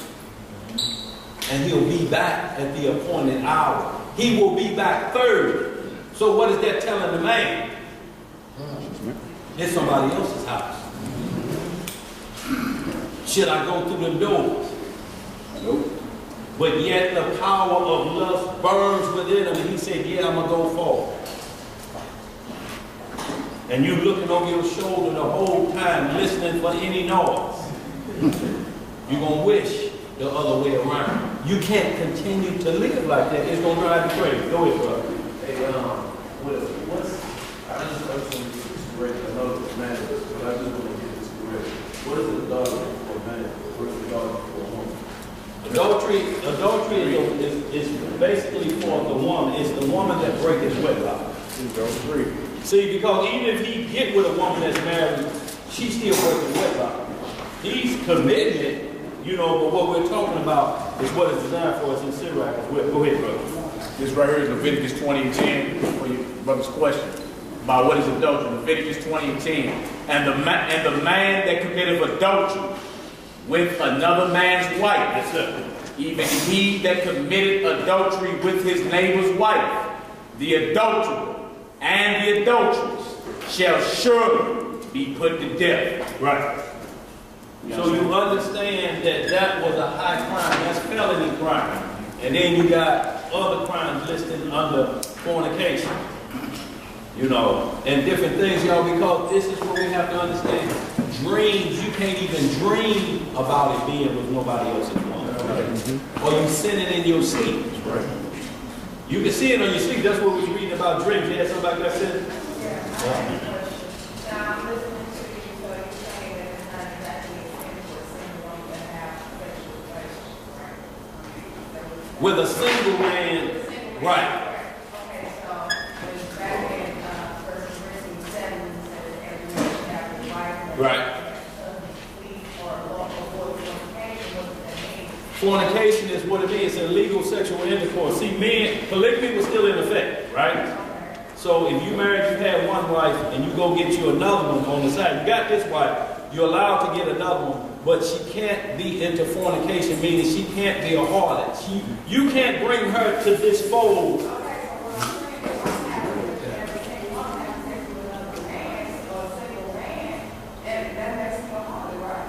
No, look, what you look.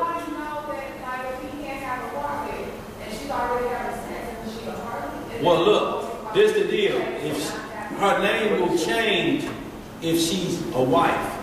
See, it's wife. This is what I'm trying to say. That's what makes it fornication, because this wife don't know about her. So she could have two other men. So if she got two other men on Thursday and Friday, and you over there on Sunday, you bring them other men back to your house where a covenant is. That's what makes it fornication. Yeah, go ahead. Also, sister, 2 chapters back, in that same book, 1 Corinthians 7, the letter to the Corinth addressed a lot of lewd behavior. Yeah. Especially the first letter, 1 Corinthians, right? Then you go back 2 chapters, you'll see some fornication that was going on. Right. And you'll see men was like having sex with their father's women. That's right. The very first one. He said it's reported commonly that there is fornication among them. And look, 1 Corinthians 5 and 1. Yeah, you start right there, and you see he addressing the assembly at Corinth about this type of lewd behavior that's going on. Now, the end thing then was you can go lay with your father's wife, whether it was your mama or your stepmama. Yeah, let me finish off real quick. So when you get all the way up to verse chapter 7, he's like, look, to clear up all this confusion, you see what's going on. The fornication, because fornication in chapter 5 too. Right? And he said, one shall have his father's wife. And he took it right back to the Torah and showed Reuben doing the same thing, Ham doing it, with Noah. Right. You feel me? So that's an unlawful sexual act. And that was going on in the church of Corinth. And look, these was believers. These was folks that believed in the Messiah, believed he had died, resurrected, and all that, but it was lewd behavior. And look, these was Israelites at that. Because he said, guess what? This ain't even named amongst the Gentiles. Right. Y'all clowning up there.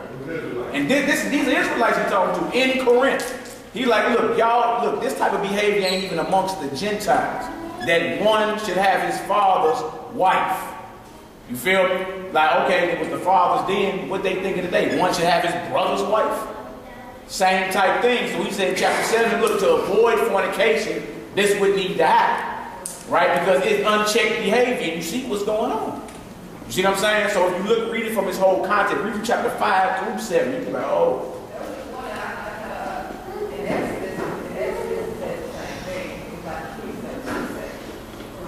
Yeah, go back to chapter 5, you see, it's the whole story you tell it. And then he get to chapter 6 and he goes into the spiritual harlotry as well. Join the idols, join the harlots, fornication. And he get up into chapter 7 and say, look, this would need to go down right here. And he addressed every situation. The virgin, the woman that want to be a wife. Right. Then he get down to like verse 20, down there, he say, look, I'm going to spare you and you won't have trouble in the flesh. That's why I'm writing this, but I spared you. I wish y'all could be like me, don't touch a woman. But he said, but every man has his proper gift of God. You feel me? So how far let's get extreme with it. How about we cut off all relationships? Right. Oh, hell no, bro, we can't do that. We too far in now. You feel me? But the problem that needs to be addressed is the bad behavior. Yes, sir. And you see what was going on then, it's starting to resurface even now today. You feel me? So take on back to chapter 5 and read it when you get a chance. You'll see, you'll be like, dang, they were straight committing fornication for real. Like they were straight mother-father, MFers. Right. Taking a father's wife. You feel me? So and y'all, and that's what we're trying to say. We don't want to in no wise encourage any behavior because we tell you it has an endpoint, but because the laws favored men back in that day like it's the other way around today, you could just say, get out of here and don't come back and send her away. If her father's dead, she has nowhere to go. What is she going to do out there alone? And the wealth or the inheritance goes to the firstborn son. She don't have one of them and no father at home. Now what does she do? So there was a small pardon for that, but you just couldn't live that way. You had to try to come back and just stay, like I say, longer than the OJs. Keep yourself together until you're found.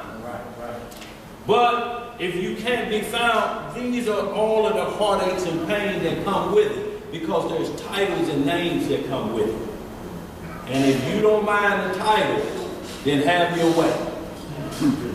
Hey, but look, you know how this goes, right? Y'all know how this goes. Somebody gonna hear what they want to hear. Right.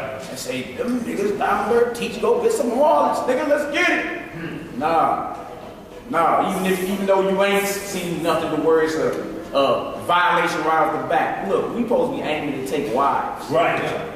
Like, so be honorable for once in your life. We should address it to men. Just be honorable for once in your life. You ain't got to be all weak in flesh and fall for everything the TV saying you fall for. Feel me? Be strong and honorable. We ain't trying to get caught out here in left field. Right. You feel me? And today is even worse today than it was back then. Millions of diseases and all that. You understand what you're saying. People still want to chase after this flesh. Yeah. Yes, sir. Yeah, so look, that's that battle. Yeah. That's basically what it all is. It's just crazy because people are still justifying. Right. I heard this Bible. And that's why I'm saying, you know how this thing goes. People hear what they want to hear. They got an effect called the Mandela effect. Look, everybody going crazy over it, right? But it lets you know you heard and remember what you want to hear. Right. Feel me? So if there's any doorway into your little secret little lust, you cool with it. Bet. Yes. And that's the spirit you need to look at. I was looking for that scripture. I was looking not to be accountable. Right. You know what I'm saying? You gotta watch that. So y'all, we gotta be extra careful about what we want to do. Hit Judges 11 and 1 for me. We're gonna hit just a couple of these, y'all. We're gonna get back to the right. Look, and if y'all do more studying, but when you look at the event that was taking place when Paul was talking about that, look, nobody whispers, "This my gal." You don't.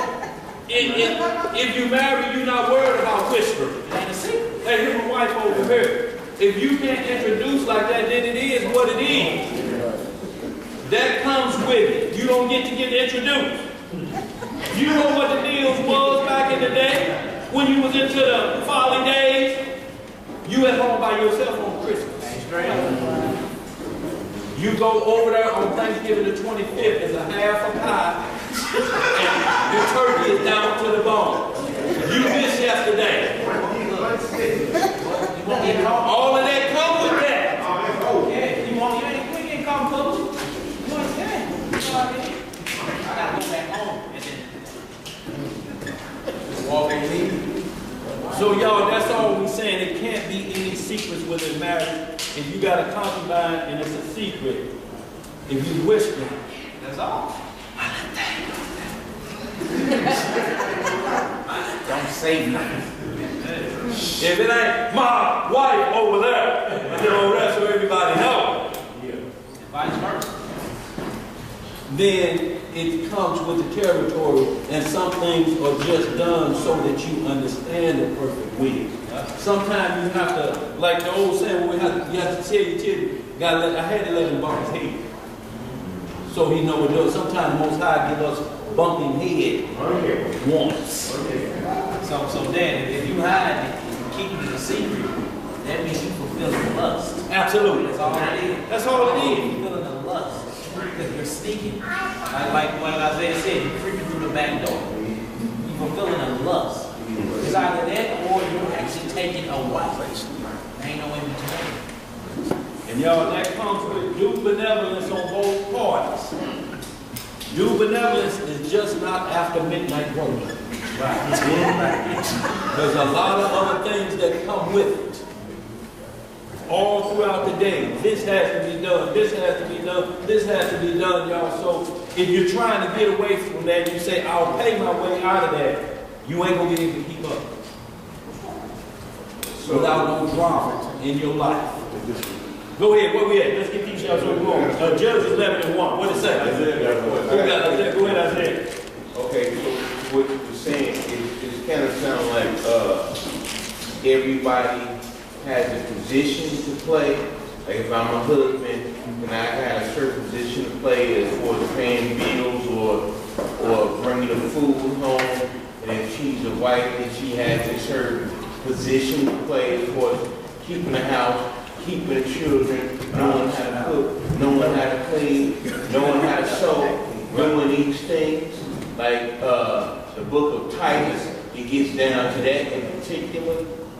Is that what you're saying? Like, everybody got a position and a certain role to play?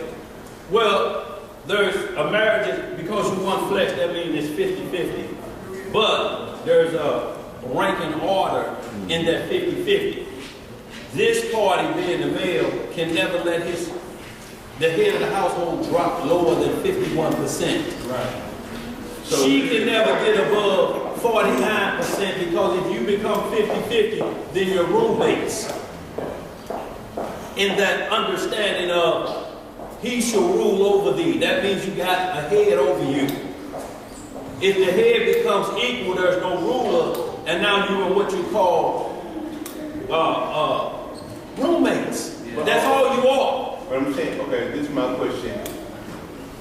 There's a certain position for each person to play. Absolutely. A woman has a position and a duty and a role to play in specific. And if I have a job for her, that's like a head of the corporation. Right. When you saying I got 51%, that means I'm the head of a corporation. If I need this job done, that means I assign her to this job.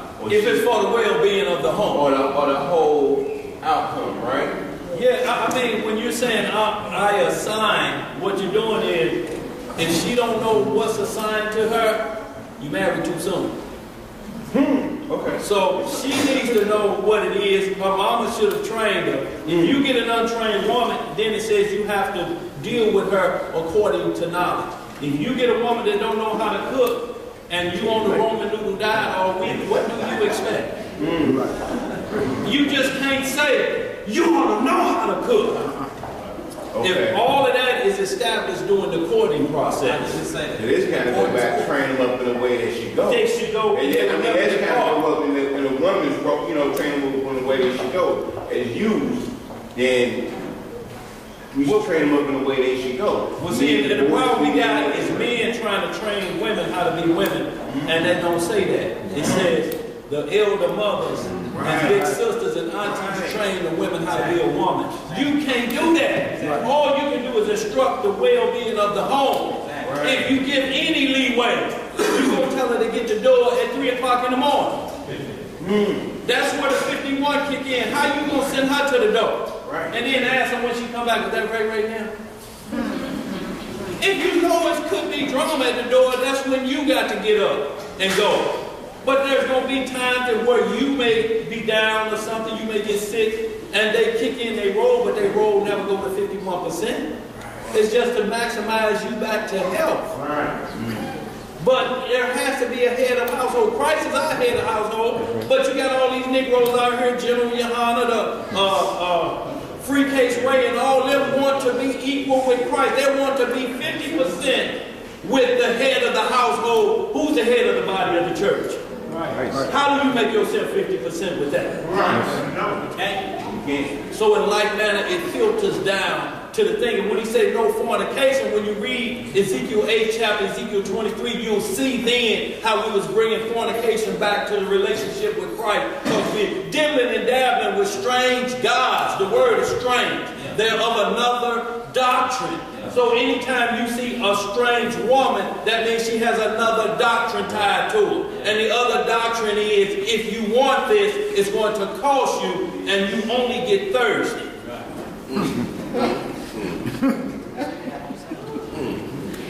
Let's hit that Genesis 11, we get some understanding. And Luke 15, y'all, we'll move on, y'all, because we don't want to belabor that too much. But what we want y'all to do is, if we did wrong, find us one where, and she portrayed the harlot without a husband, and she was stoned to death, or there was a sacrifice for it. The sacrifice is the punishments that come behind it to one each other, and that's what should wake you up. You have a child by somebody you don't want to, because you already know it's a possibility Hank could be lurking around.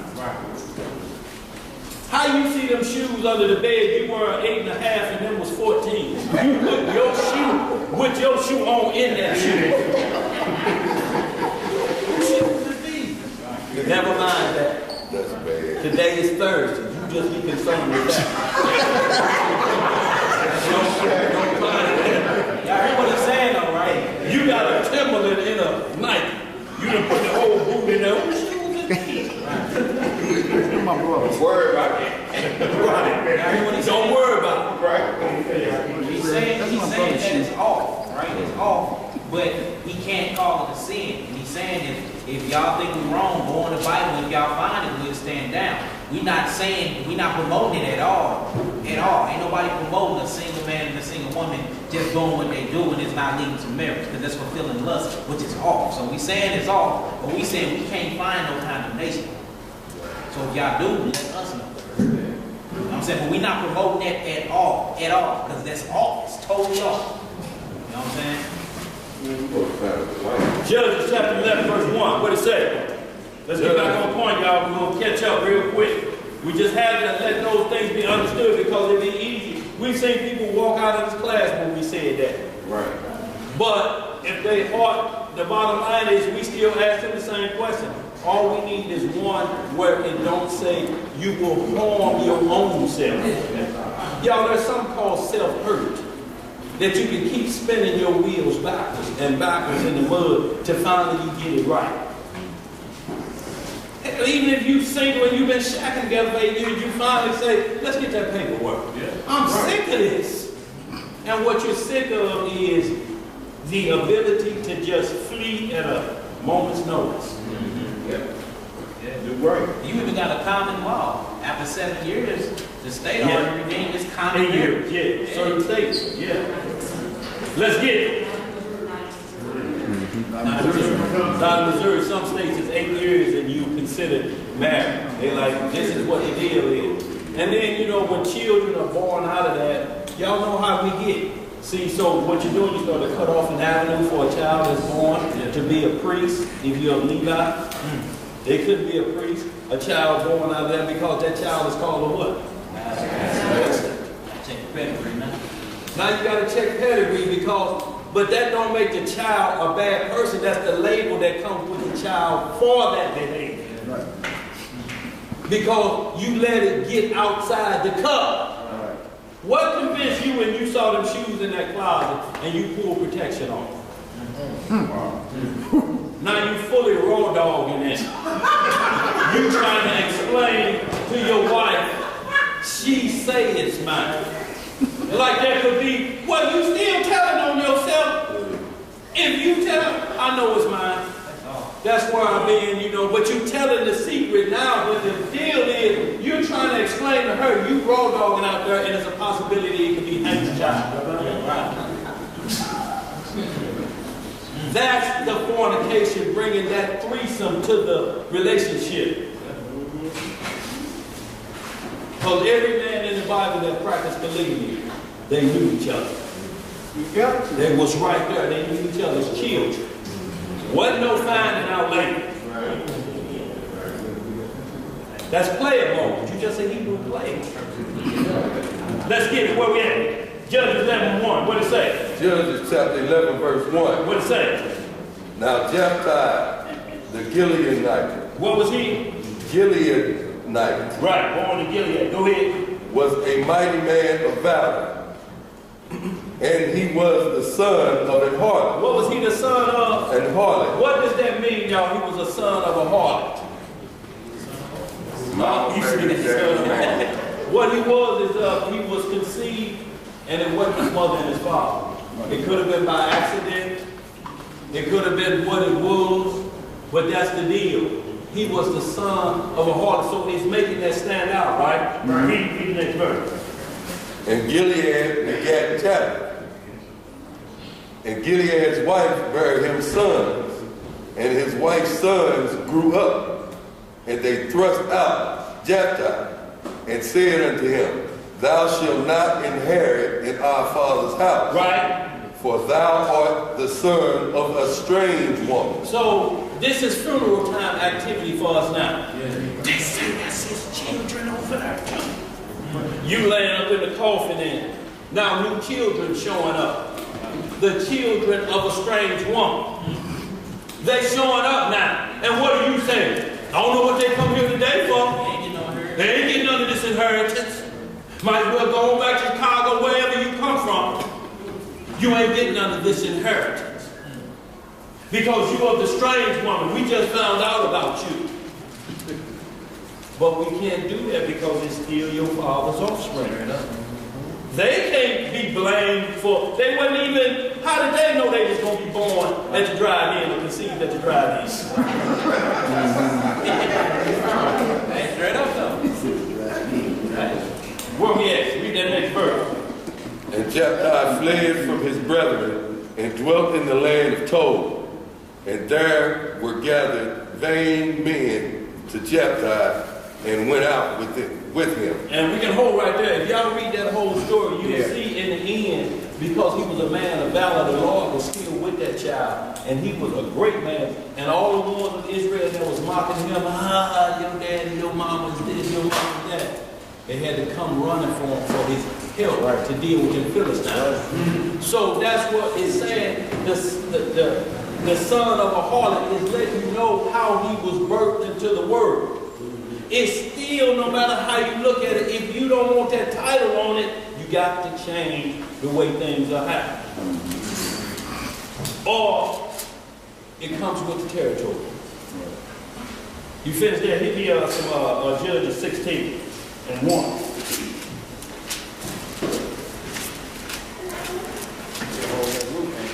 Yeah, Luke 15, y'all. Then I'm just gonna hit just a brief bit. It's a 3:30 hour. We got a half hour. I want to finish back up, but I want to just get this out of the way, y'all. And we're not promoting anything because your conscience eventually gonna say, "I want to be called what was in the beginning and what's in the ending," and that's a marriage. Right. In the beginning, wasn't it? And what's the final event of Christ? Marriage supper of the what? Amen. And everybody need to come to that marriage supper. So y'all, that happened in the beginning and it's set for it to happen at the end. Now what you do in between, sooner or later, it's going to come to the point because it's what it is. Truth going to overwhelm the other way around.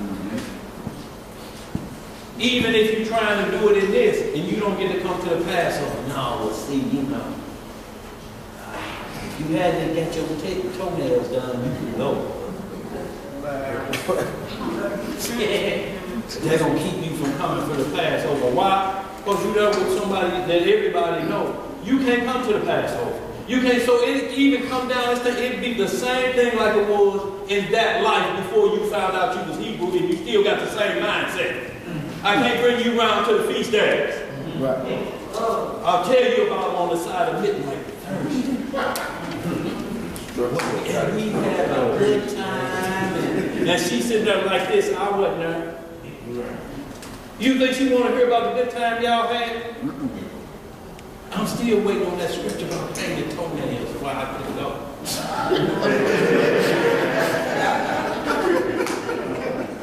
Judges 16, what it say? Judges chapter 16, verse 1. Then went Samson to Gaza, and saw there an harlot, and went in unto her. What he do? Went in unto her. See, this is Samson the strong man. And he went up to Gaza, or it's like he went over to Brooklyn. And saw a harlot and went in unto her. Go ahead. And it was told the Gazites, saying, Samson is come hither. And they compassed him in, and laid wait for him all night in the gate of the city, and were quiet all the night, saying, in the morning, when it is day, we shall kill him. So right here, they got him caught up in a trap. And as today is happening even more, because you think you're a baller and you out there playing, and now women are setting men up. Right? I'm going to leave the back door open as soon as we fall out. And when you fall out, here come the robbers. This ain't nothing new that happened. Was getting daughters of Israel killed today. This is why a lot of the daughters are dying today, because they set up artists. That's right. Get with a man, drain him of his wealth, because this is what he's doing on the side. And he falls asleep with you in there and just met you yesterday. He's stretched out. And wake up with a Glock pointed to your temple. Some men find out and go kill. Now you still got murder on you, so where you slide to? Down here. Go ahead and read that. And see, and after he did that, he got, Delilah was a harlot. That's who he married, but he even had a marriage ceremony for her. So y'all need to get Hosea 4 where he was told to go marry a harlot. And he said, if they get mad, tell all of the men. That's what they doing with their daughters and their wives. They doing the same exact thing. So I want you to be an example for Israel and show them their harlotry. Go marry a harlot. And if they say anything, tell them this is who they sneaking around with.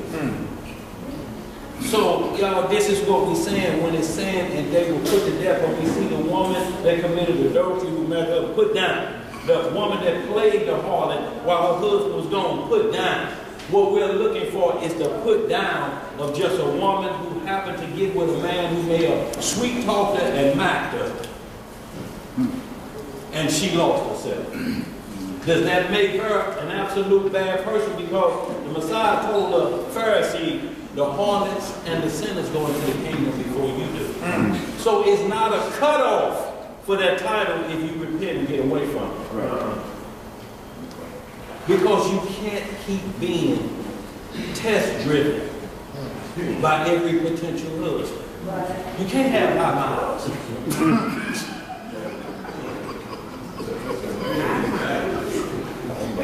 You ain't got no problem with high miles, just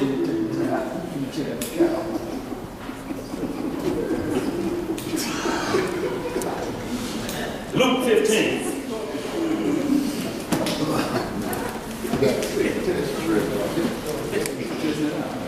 Look, and y'all know how we is. One, it was cool when you met her tonight. But then when you done hooked up and now you find out there ain't no number low enough. How many men you can be with before we get married? Boy, you Two. Who raised you?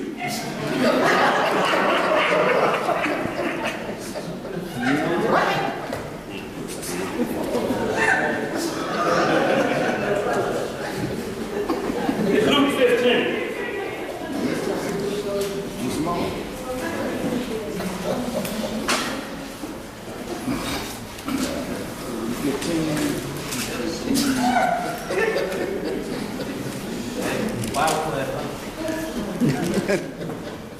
Y'all know what a one-night stand does. Y'all know. Why not go home? Just circle the parking lot one more time. Y'all know the results. Y'all, we got to fool each other up in here, but what we tell you, we got to call sin, sin, and we got to call not the will of the Father, not the will that gives you space to get your mind right. You may have been thrust in that condition without, you know, if you get put out and told to go here, you got nowhere to go, it's going to be a problem. That means a homeless shelter. That may mean the janitor in there is a pedophile or whatever it may be, or just a dog up in there. You got to deal with that. You got to deal with this. They may take you up in there. But the title still comes with it. Luke 15. You need right down verse 11. Verse 11. I tell you what. Verse 10, right there. Luke 15 and 10. I want to start at 10. Luke chapter 15, verse 10.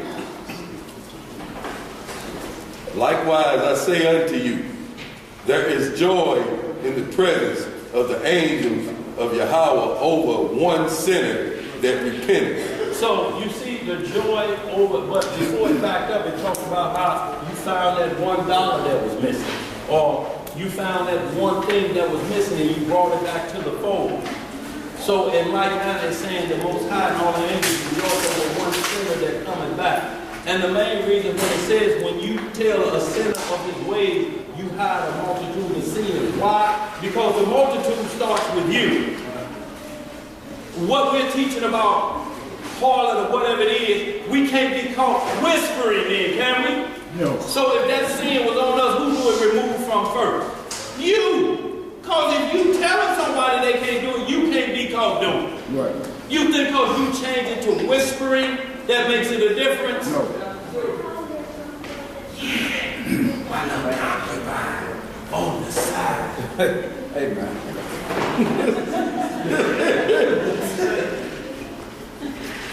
Go ahead. And he said, a certain man had 2 sons. Right. And the younger of them said to his father, Father, give me the portion of goods that falleth to me. And he divided unto them his living. And not many days after, the younger son gathered all together and took his journey unto a far country, and there wasted his substance. What did he do? Wasted his substance. Now we're going to see how he wasted his substance. Go ahead. With righteous living. What kind of living? Righteous living. No. Riotous living. Riotous living. That means you living on the edge. You wilding out. You making it rain. You doing all manner of things. You're wilding out. He was wilding out. Riotous living. And who he spend it on? Go ahead. And when he had spent all, there arose a mighty famine in the land, and he began to be in want. And he went and joined himself to a citizen of that country, and he sent him into the fields to feed swine. Look, he done got broke, busted, no money. Now he had to take a job as a swine herder. Go ahead.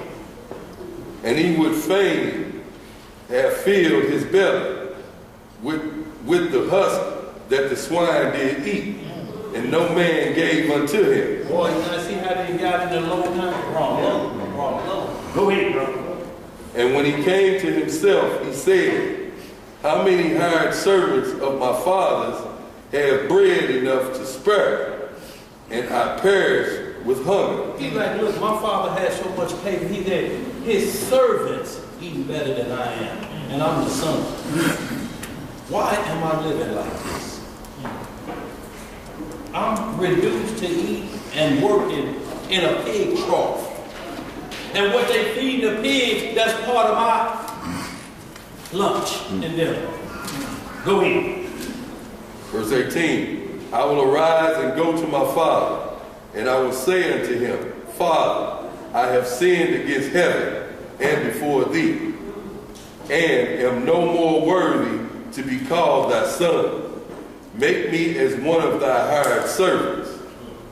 And he arose and came to his father. But when he was yet a great way off, his father saw him and had compassion and ran and fell on his neck and kissed him. And the son said unto him, Father, I have sinned against heaven and in thy sight, and am no more worthy to be called thy son. See, this caused him to fall into sin because he had to start eating swine to live. He had to be hired by somebody else. He became a servant, and he had to do whatever they say. All his paper gone in a strange city.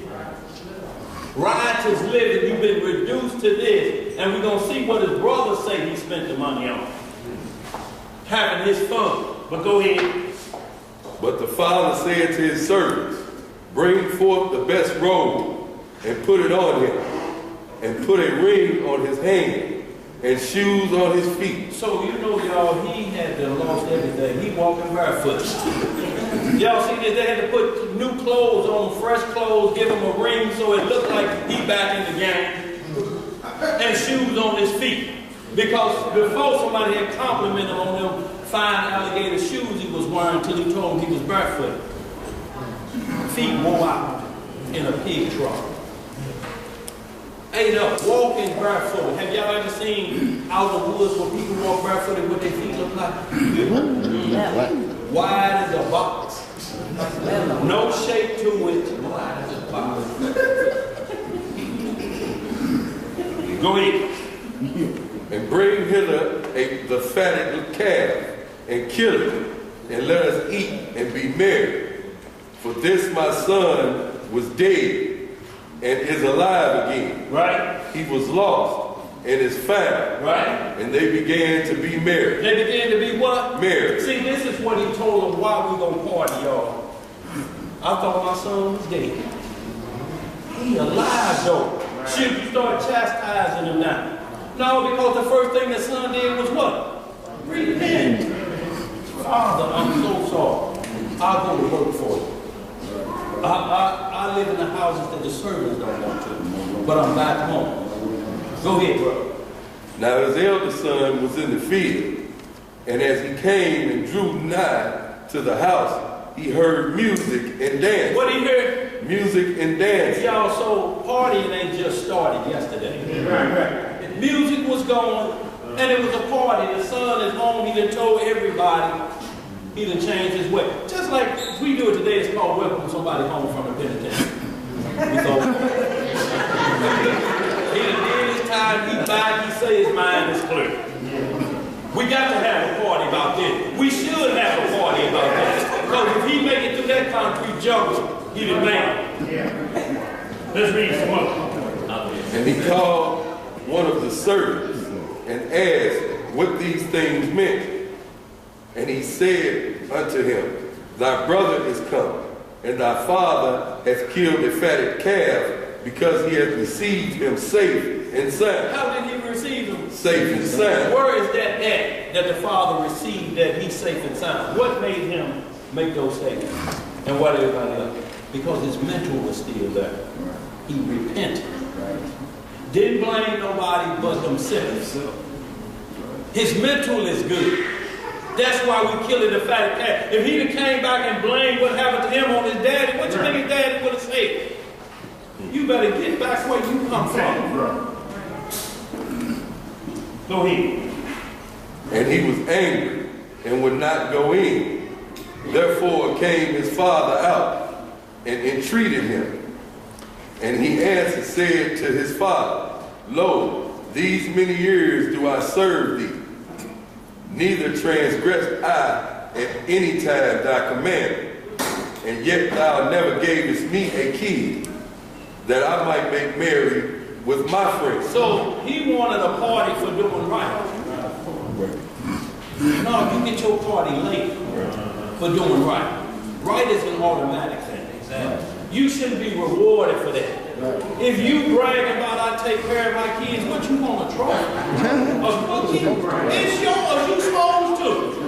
You can pound on your chest like a gorilla all you want. That's your responsibility. Go ahead. But as soon as thy son was come, which had devoured thy living with harlots. How he devoured his living? With harlots. Thou hast killed for him the fatted calf. Yeah. Yes, man. Go ahead. And he said unto him, Son, thou art ever with me, and all that I have is thine. It was meet that we should make merry and be glad, for this thy brother was dead and is alive again, and was lost and is now and is found. See, so y'all, as long as you have breath in your body, a living dog is better than dead lion. So your goal is to go out and get the living dogs. If you are living lion, you understand what I'm saying? And bring them back to the fold so we can rejoice. But if your whole mission is to slay, you ain't gonna have nothing but a trail of dead bodies. You ain't gonna have no living. You got to get your mind right to get somebody to come out of that. And once you keep telling them not to do wrong, that means you can't do what? You can't do it if that's what you promote every day. And everybody should know, as soon as the whisper started, automatically your ears should perk up like Doppler radar. You covering up? Don't tell nobody. Shh. So y'all, all we saying is, women, if you think you introduced in public, then that should be a problem for you. It ain't gonna never be real. Y'all at Kmart, and y'all see somebody you know, and you got to duck down the house cleaning aisle.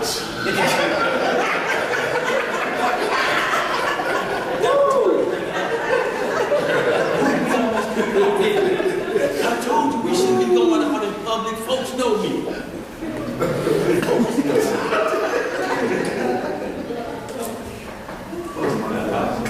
So, y'all, we will hold line and we'll get back to something where I got the last 15 minutes. Oh, yes, sir. You can hit that right quick. In 1 Corinthians 6, verse 15. Yeah. And we got to understand this, y'all. Whatever you bring into this body, you have to bring something that you can make part of the covenant. You cannot make strange flesh part of the covenant. You can't have strange doctrine covenant. Y'all, this is why the covenant of a man was put where only his wife can see it. The only mark that the Most High required on an individual's body was where only the wife should see it. And the priests who do the job are the doctor. And it's called circumcision. That's the covenant of a man. But you see the mindset that we are into when we are into harlotry. You lie. And you say, I'm only going to do the covenant. Think about that, y'all. You're saying I'm going to do wrong, but the only part I'm going to deal with is the part that's supposed to be righteous. Y'all, we got to get our minds correct on what it takes to make us holy and set apart. You shouldn't be ashamed to say it. I mean, if you just itching and brimstone loins on me, head over there where brimstone loins are relieved. and hope you don't get killed over that. If not, marry and your flame will go out. Because you don't have to worry about that anymore. Where it goes? 6:15. 1 Corinthians. Chapter 6, verse 15. Yes. Yeah, we're just going to read that, y'all. And y'all, we hope that some understanding. Y'all got some more questions, y'all. Just scour the scriptures, y'all. We ain't never afraid to take reproof. If y'all find another say this, if you say, well, it leads to that, and that's sin, that's fine. Drinking leads to drunkenness if you ain't careful. God. So y'all, all we're saying is you can't make it lifelong. Sooner or later, you're going to have to realize that the true enemy is the inner me. The one I need to be looking in the mirror. That's some of Nita Rod's word. That was a good one last week. Yeah. The enemy is the inner me.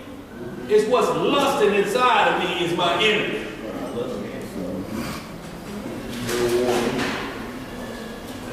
Go ahead. Can we start that in 9? Verse 9. 1 Corinthians chapter 6, verse 9. Everybody there?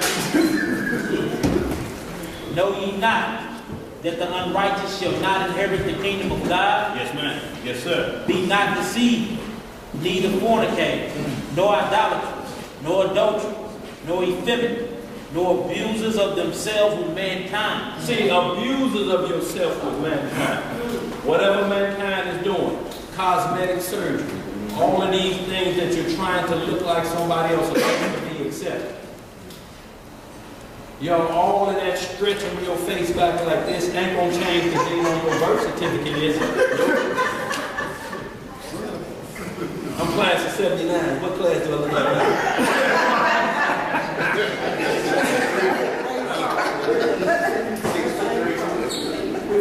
Still class of 79, y'all. Go ahead.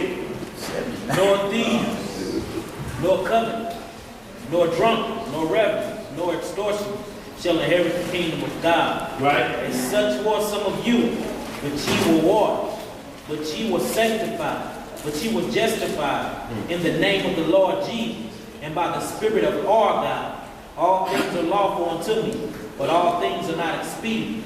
All things are lawful for me, but I will not be brought under the power of any. See, and all things are lawful. See, marriage is always going to be lawful, and the bed is undefiled. But it may not be expedient for you at this time. If you know you got that hankering on you, ain't no need you bringing in a woman and you know you got the hot box. Right. How you going to explain that after marriage? Now you know damn well that I got to have it. Told you Tuesday and Thursday is my day. To do what? Go ahead. 13. Meats for the belly, and the belly for meats. But God shall destroy both it and them. Now the body is not for fornication. What is the body not for? The body is not for fornication, but for the Lord, and the Lord for the body. And God hath both raised up the Lord, and will also raise up us by his own power. Know ye not that your bodies or members of Christ?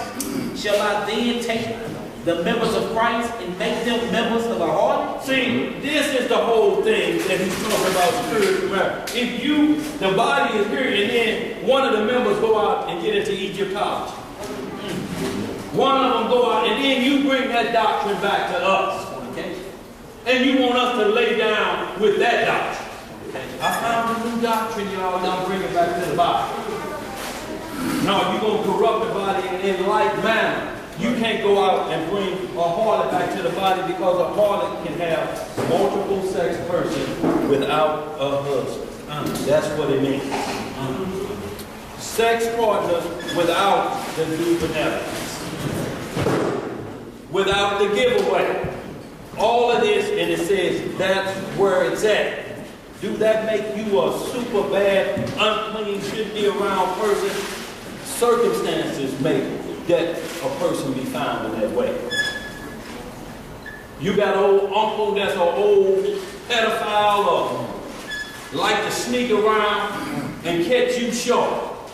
You done ruined, it was laws for that all through Deuteronomy 22. You done caused a problem for this woman for the rest of her life. So the Most High just couldn't, it was situation. And then that's why it elevates to whore, then to prostitute. Because if you get to the point where harlotry becomes feasible for you, and your dowry comes from more than one man, now we got some problems. Wow. Because who's going to be the baby's dad? Who's going to be the baby's dad? Who's going to raise their hand? Y'all see what happened to Ray Caruth, didn't you? What brought him to naught? The wide receiver for the Carolina Panthers in the club. Yes, she was a lawyer by day, but she was earning her way as a stripper by night. Right. He loved her more than the other men that was making the ground. Because he didn't have no protection on her. Got her pregnant, and then he wanted out. So what he do? Plot murder. And he was hiding in the trunk. And then reduced them to hiding in a trunk and peeing in a Pepsi bottle. They was like, get you about this trunk. Wrong with you? Trapping in a mayonnaise jar. When they snatched him out of that trunk, feces swimming around in a jar, piss in a bottle. Get up out of here. You done went from 18,500 per week to whatever the penitentiary paid per week. Because one, he refused to pay for the child support, so it was going to be another 3,500 out of that 18,500 per week. So 18 times 4 is what? 5. 18 times 4 is 5. I'm talking about a whole month. Because she was going to get 35, he get 18,500 a week. She was going to get 35 out of that monthly, 18,500 times 4. Right. She was going to get 3,500. She's going to get 3,500 out of what? 20, 40, almost 80 grand he get per month. All she was going to get was 3,500 out of that. He said, I'm going to kill you before I get it. What? So he could afford it too. He could afford it. But because he went into a harlot and he kept hearing the howling, like we just read Judges 11, how they was doing Japhite, whose mother was a harlot. That drama was coming on him. Negro, you got to be tough. You went up in there raw dog. Is she pregnant? She saying she got your baby. This is the drama that comes with that where he lost himself and completely all his wealth. He get out next year, or 2018. His son now is, now hold on, and I'll get you, is 16 now, but he's still handicapped because the gunman shot her in the stomach. And he's in the car behind her, watching her get ambushed. Why? Because the lust in his belly. What was now permissive will has led to murder, and every dime that he got is gone. They say damn wine and women. Boy, 18,500 a month. 18. Let's read some more. God forbid. Let me stop right there. No, go ahead. 16. What?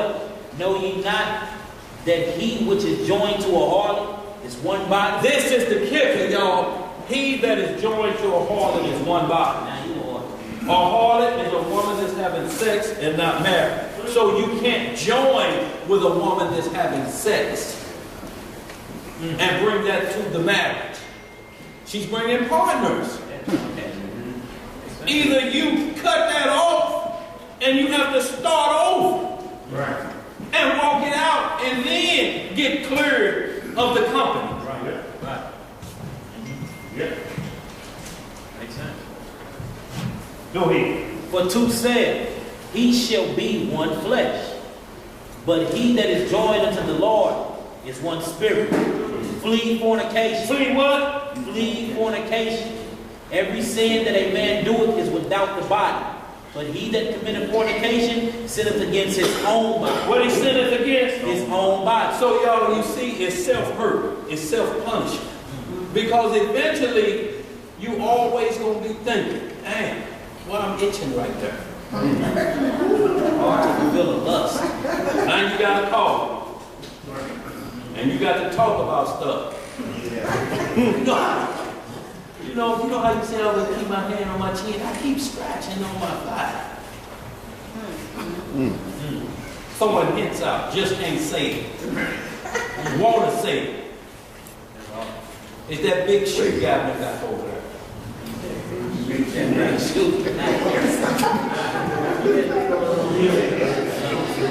Verse 19. What? Know ye not that your body is the temple of the Holy Ghost? What is your body? The temple of the Holy Ghost, which is in you, which ye have of God, and ye are not your own. For ye are bought with a price. Therefore, glorify God in your body and in your spirit, which are God. And see, look, ain't no woman, if you saying I want to be married, let a man introduce you as this. This is my Harley. What's up, y'all? She be like, what you say? What you say? He can say that if you let them tell you you can be married. You are married to me, and I don't have to do benevolence, and I ain't got my paperwork in order for you. He can say that. You know that. Yeah. The bottom line is you can't be called that or introduced like that. Right. Publicly. You can if that's your lifestyle. Right. But y'all, we're going to hold on that. Y'all, this is what we're saying when you understand what was going on in Corinth. If y'all ever just do this, Google Aretha Franklin's father's church activity on Saturday nights. This is what was going on in there. Aretha Franklin, they put her in the arms of Sam Cooke when she was 13. She was pregnant when she was 13. And she got pregnant in the church. Ray Charles said it was an orgy every Saturday night in the church. And then they opened it up for Sunday worship on Sunday.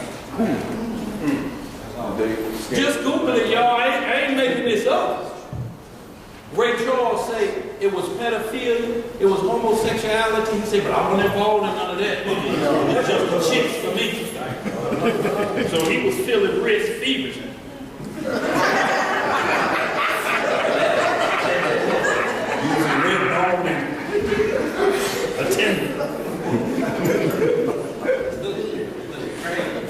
Should have had the black light in church. Right. Oh, boy, no, she can sing that. That black light will reveal everything. But y'all, I'm going to move on with these last two scriptures. We'll close out, y'all. And understand this, I want to get right to what makes you holy. We went to the law of them things, and now we need to understand why the word is holy. And you have to be careful. The first thing it is, it shows commandments of the Lord. Once somebody say the commandments of the Lord is tampered with, it can no longer be called holy. And you being a living sacrifice, once you've been tampered with, you are no longer holy. Right. You got to understand that you can no longer be holy at that point until you get that out of you and come correct. You know, it's a hard walk, but it's only hard because you're fighting uphill.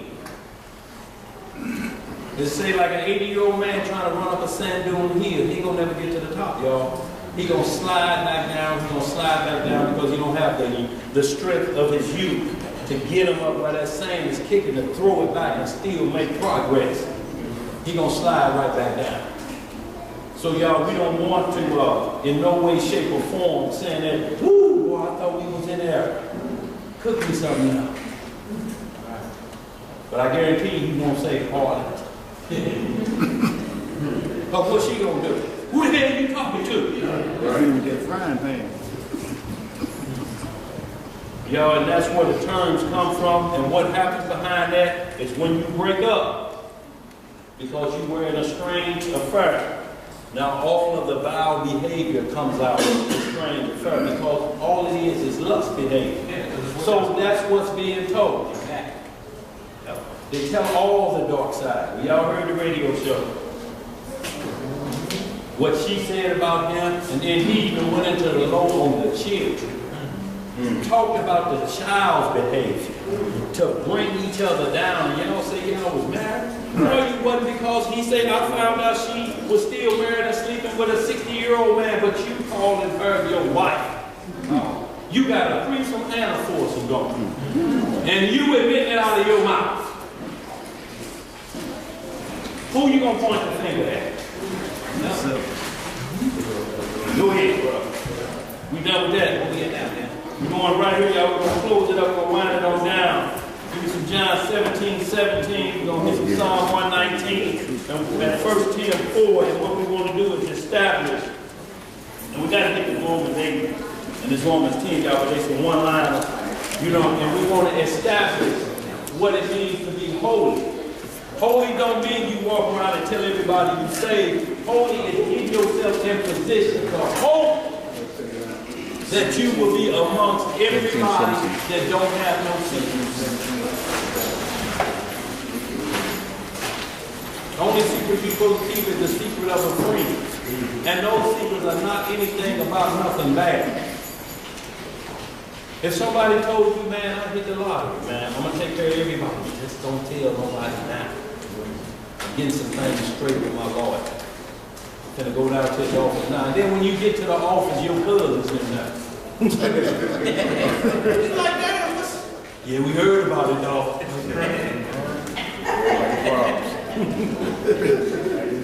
Everybody's problem. Everybody there.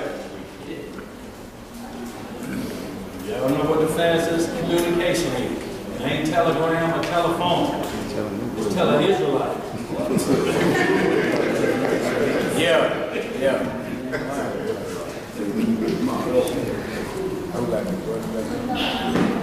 John 17:17. Man, back that over Psalms 119, verses 142, and skip down to verses 151. Book of John, chapter 17, verse 17. Sanctify. Hold on. Got a cold up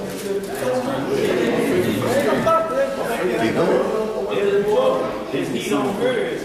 Got me warm and toasty.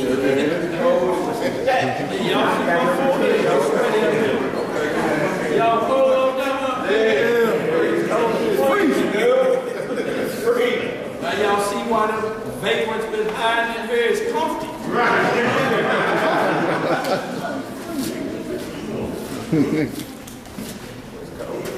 Johnny got the hoodie on.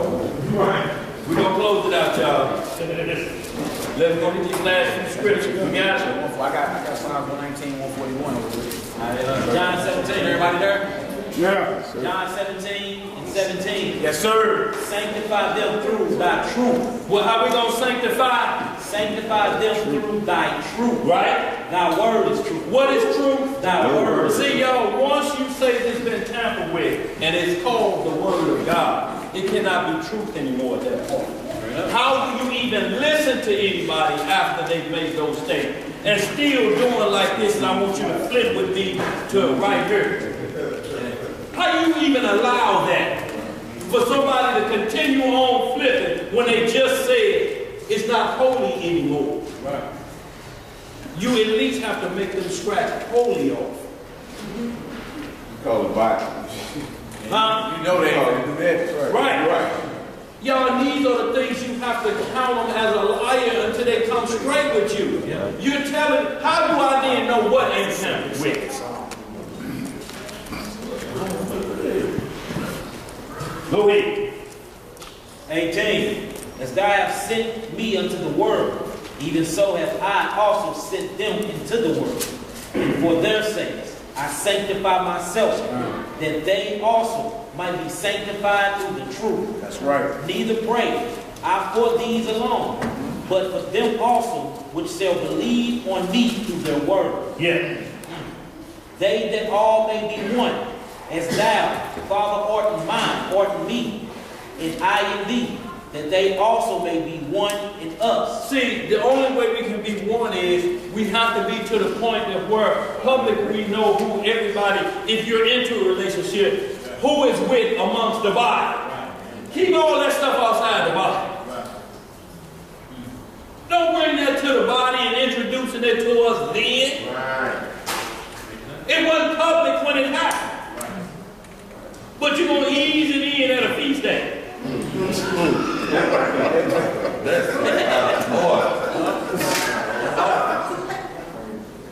Yo, we have to be careful because it will corrupt the body. You can keep that over there.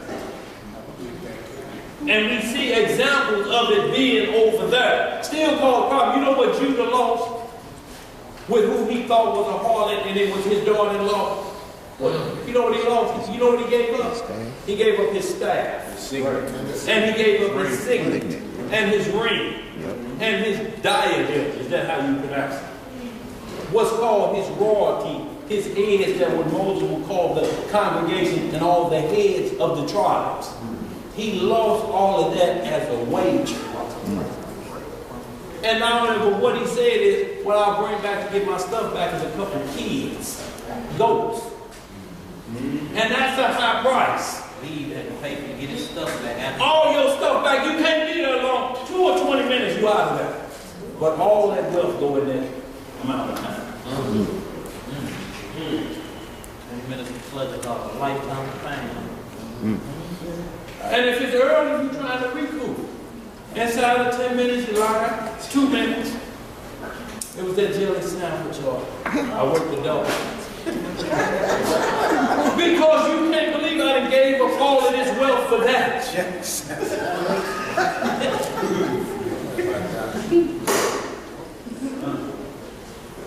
All right, what's up, man? That the world may believe that thou hast sent me. Right. You can hold that now. Let's just back that right up. We see what truth is. Psalm 119, verse 142. The book of Psalms, chapter 119. Psalms 119, verse 142. You want 151 too, right? Yeah.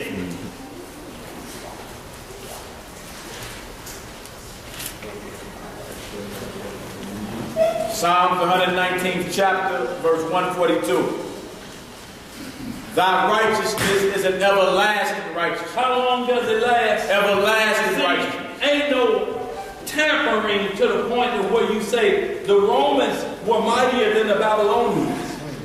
They were mightier than the Egyptians that had us in body. Do we ever hear any of them talking about the word was tampered with? No, we hear just the opposite. We are hearing this from Israelite men. And it's only to gain control of you. And it should be to gain control of you. Somebody tell you something tampered with and still call it holy at the same time, and you still go forward. You want to be deceived. I'm telling you straight to your face that my truth has been tampered with, and you still believe good gonna come out of that. You want to believe that lie. And then look, that verse 140 says, thy word is very pure. Read that back up and we lead to Psalms 119, verse 140. For those claiming there's a tapping going on. Psalms 119, verse 140. Thy word is very pure. What is it? Very pure. See, that's above what we just consider regular pure. It said very pure. That means it ain't got no taint in it. It comes from the Hebrew word which means tried and refined. Tried and refined. Battle tested and approved. Go ahead, Bruce. Thy word is very pure. Go ahead, bro. What you saying? Psalm 19. Well, hold that till we get finished with that. We're going to come right back to that precept. So you finish this thought. Go ahead. Thy word is very pure. Right. Therefore thy servant loveth it. I am small and despised, yet do I not forget thy precepts. Thy righteousness is an everlasting righteousness. How long is it? Everlasting. See, y'all, once you break this down to be temporary because you say the Romans got at it, it's going to be a problem, y'all. Everlasting have been taken off the table. Go ahead. And thy law is the truth. Verse 151. Thou art near, O Yah, and all thy commandments are truth. Concerning thy testimonies, I have known of old that thou hast founded them forever. See, once, and it says basically word is bond. That's why he asking you when you come in my closet and talk to me, your word has to be bond. It has to be everlasting because it's going to be everlasting whether you like it or not. Because them words and what you say are going to be on judgment day. Did you not say this in your closet? Go ahead, man. Right, y'all write down Psalms 119, verse 9 as well, to back up the John that we read. Sanctify themselves, sanctify them through thy word. Thy word is true. Psalms 119, verse 9. Wherewithal shall a young man cleanse his way? By taking heed thereto, according to thy word. See, so no matter how you say I'm filled with the Holy Ghost, your sanctification can't come until you're filled with the word of the Most High. Right. Because you can talk a good game, but can you walk that game? That's what we wait to see how you walk. Go ahead. With my whole heart, With my whole what? With my whole heart have I sought thee.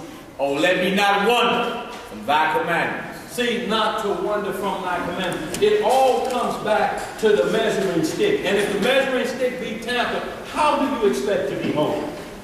How is that possible? Could nobody sell you this high dollar stuff and you know it's a bootleg and sell it to you like it's a real deal? Would you do it? You know you wouldn't do it.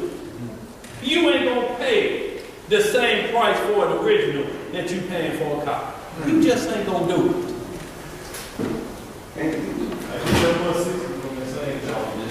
Hold on, what brought that to one script? What you had? Psalm what? Psalm 19. Read that. Psalm 19, verse 9. The fear of the Lord is clean, enduring forever. The judgments of the Lord are true and righteous altogether.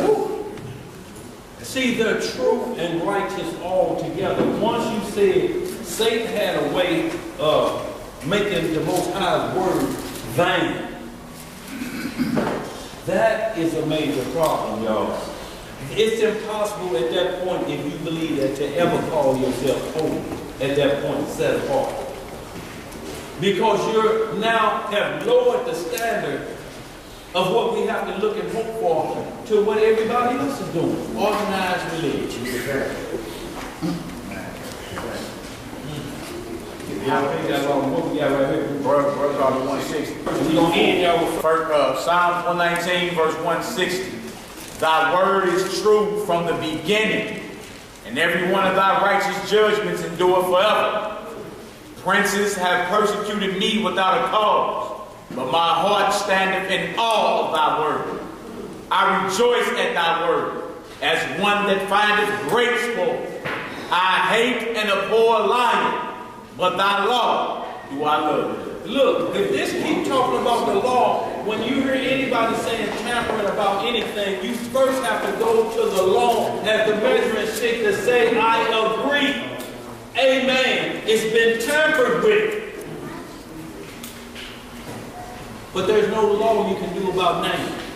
Real quick, man. Hit Psalm 138, verse 21, 22. Psalms 138.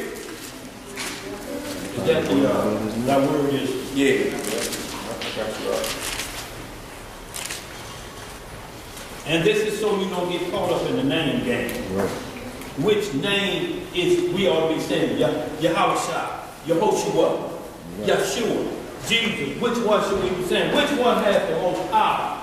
We're going to show you which one has the most power, because this was what his name was. Go ahead. Psalms 138, verse 1 and 2. I will praise thee with my whole heart. Before the gods will I sing praise unto thee. I will worship towards thy holy temple. Worship toward where? Thy holy temple. So here again we see that he didn't say toward the east. Right. He said wherever the temple was, he'll worship toward that, wherever he is on planet Earth. Go ahead. And praise thy name for thy loving kindness and for thy truth. For thou hast magnified thy word above all thy name. So what does this mean, anybody out there? He's magnified his word above all his names. What does that mean to anybody out there? What does that mean? No matter what you call him. Between the two. No matter what you call him, this word is above that. It's above that. It's above any title that you're going to call, because you're going to have to check after the name is thought, what's the words coming behind you calling him that? Farrakhan called Elijah Jesus or the Christ. What words came behind that? Blasphemy. Thank you. So, lies about the Bible. Right. Yep.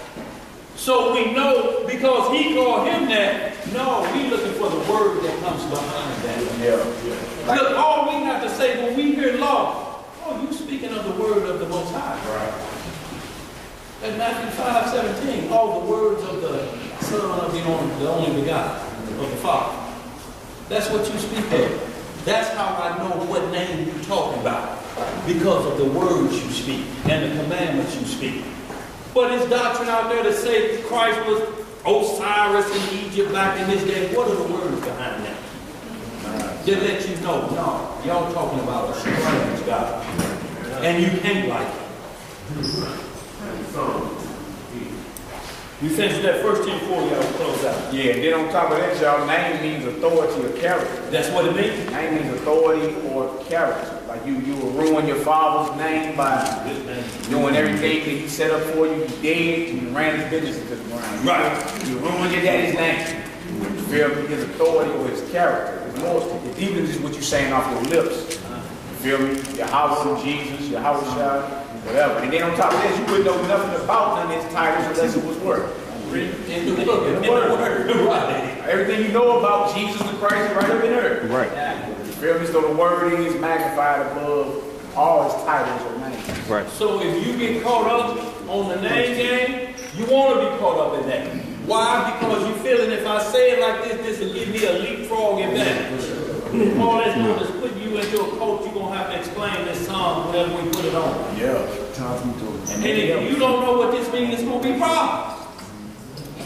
And then you won't be like when it's time to represent. You won't even be, if you're in your mindset like the Bible's tampered with, and we just seen it this past week, this notable elder out the nation, you know what I'm saying? But got confounded by a Christian theologian.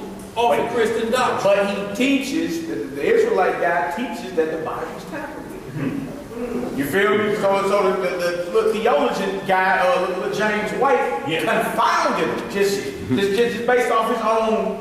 You feel me? And then the bro was trying to match like wits back with him instead of just sticking to the script.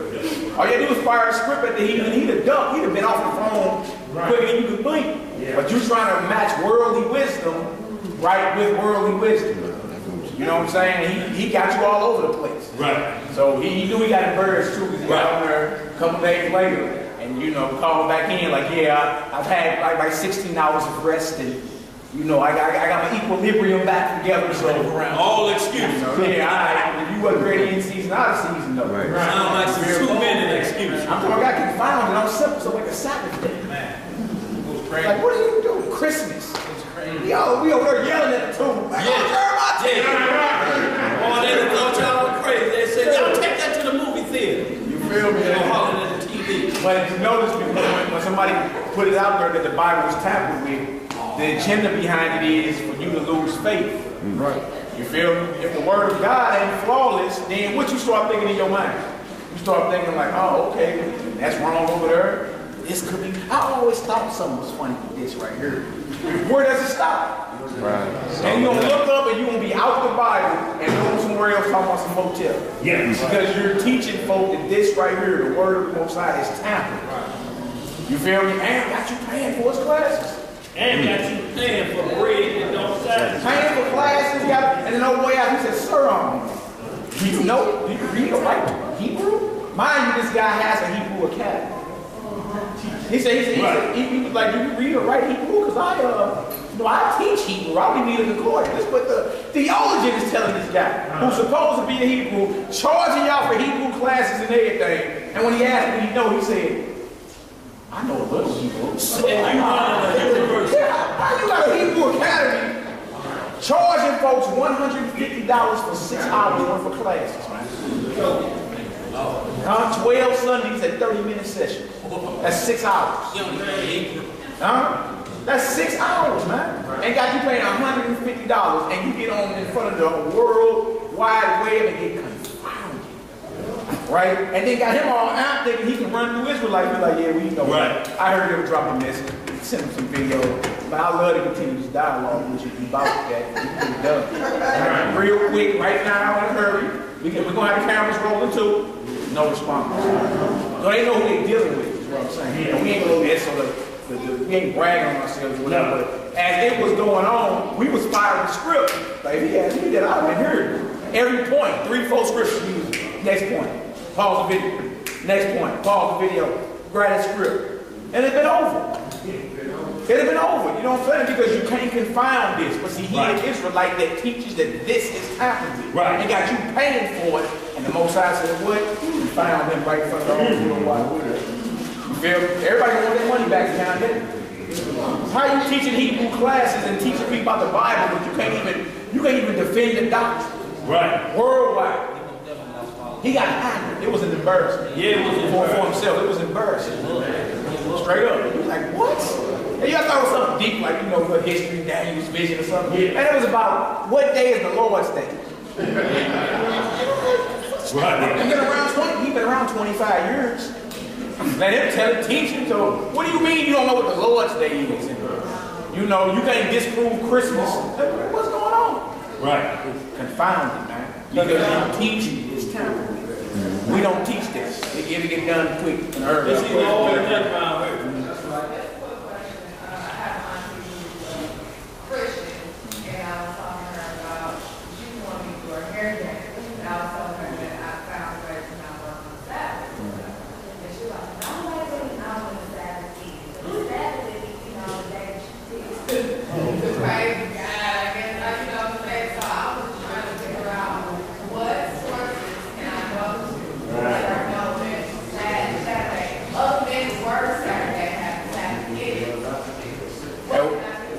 What you're about is the best thing to do, make sure she can count to 7 first. Right. All right? Right. Just make sure. Some people can't count, you know what I'm saying? Right. Like, be honest with her. Make sure she can count to 7, right? And then, you know, tell her, hey, go ahead and retrieve that iPhone. You got it? Right there. Pull up a calendar, right? And let's take the names of the days of the week out of the picture. Right. You feel me? It was never called Sunday anyway. It's first day. Whenever called Monday, it's called second day. Whenever called Saturday, it's called Sabbath. You feel me? So remove the names, right, and deal with them in the position they in, 1 through 7. Right. And then say sister. You count 7, right? Looking at the calendar, what day is day 1? Which day is day 7? It's really simple. When we try to overthink it, right, that's when we go off. Yeah, even after everything is her all, you know, getting a love for herself and showing her and showing her. Yeah. Well, and it's a lot of times because they've been teaching that so long. When you're trying to tell me something that they don't know, they've been in business a long time. Yeah, right. You know, but they've been in business teaching from their perspective, not out of the Bible. Right. No, because she's clear on understanding, and you can invite her to the class. She's trying to pull me to the type of church who will be guide, who's a type of psychologist, right. All that kind of stuff. Yeah, no doubt. No doubt. You'll go through that. You understand? But the thing is this, to keep it real simple for our people, right? And then make her approve her stance. Like you just said, the Sabbath is any day you decide to worship. Please show me that I didn't worship. Yeah. Now, we ain't, of course, you can worship any day of the week. Of course. Nobody ever say it. But what day does the Lord hallow and separate? When you get down to that, to be real specific and straight, you'll get your answer like, oh, okay. So look, we ain't dealing with opinion. Right. She probably gonna try to run Romans 14 on you too. So read that slowly so you start seeing keywords: faith, unbelief. So you start piecing all that together. You're like, you can't run that either, because that didn't say nothing about the Sabbath is done away with. Right. They just said you esteem this day high and holy, and you esteem this next day high and holy. So it had nothing to do with getting rid of the Shabbat. Right. Feel me? Or that you can eat whatever you want. Right. You see what I'm saying? So always keep on the table what we're talking about. Because it's real easy to go left field and say, well, it say right here, first day of the week, Paul was teaching the word. Of course. Nothing wrong with teaching the word on the first day of the week or any day. Hold it down, y'all. But it's not the Sabbath, though. Absolutely. You see what I'm saying? That's all you got to do. Just keep it real simple and stick what's on in the text. And then, you know, hopefully our people get some understanding. Go ahead. Yeah. When you get some time, you can go through it slow. Okay. Okay, that's what's up. So, and like I say, it's right before our eyes. He said it ain't never far away. Every calendar starts off Sunday is the first day of the week. Every job, when is the first day of the week start off on your time clock? Sunday. The week ends on Saturday. Easy work. It's easy work, and it's been there for the longest. But Satan have you thinking something else. He said he think to change the laws and time. But it ain't changed because the world ain't changed. You can't blame it on the world. Every calendar say Saturday is the 7th day of the week. Even down in Latin America, Sabbath. That's Saturday. It's easy work, man. It's worldwide to where you ain't even got an excuse. As long as we count to 7, we go. Right, go ahead. I'll say somebody, they use Acts 20, where it says the first day and broke bread. No doubt. Well, you can just go back to Acts 2:46. They continued daily one accord in the temple, breaking bread from one house to another. Yeah. They breaking bread daily. They don't mean one day is day to day. Look, what day was it when Christ broke bread with the disciples? What day was the last supper on, so to speak? What day was that when he broke bread? That was a Wednesday of that week. So if you look at it then we can say, well, no, it's Wednesday, but that wasn't the Sabbath day. That was the day he broke bread. Paul broke bread on the first day of the week. That don't turn it to the Sabbath day no more than it turned the Last Supper to the Sabbath day. No doubt. I didn't look trip off this hill now, like that Acts 20 you said, right? You just read that verse 7 when it said the first day of the week. Verse 6 brings up Passover, and verse 16 brings up Pentecost. So we talking about Paul observing still the feast days after the Messiah had resurrected and gone into the heavens. Right there in that same chapter, Acts 26 talks about unleavened bread. Acts 20:16, Paul said, I got to be at Jerusalem before the day of Pentecost. Right. Come on, man. So y'all understand these things that's out there is because the world has changed your thought process. They have tampered with your mind, not with these scripts. That's right. Because there's nowhere in here where it's sanctified by the word that it should be the first day of the week now. There has to be a sanctification of the word. Because Paul broke bread. You know how many scriptures we can find with bread breaking all throughout the other 6 days of the week? How many times you break bread every day? You know, you get the right type of Hebrews together, that grill gonna pop. Well, I'm telling you. All right on site. Hey, right. Go ahead, bro. Hey, I got a serious question I want to ask you. Yeah, we got 2 more words. Go ahead. What you got? Your birthdays and stuff like that. Like you know, people say, like my birthday comes up on 11. Right. Somebody say, man, you were cancer. Right. Horoscope.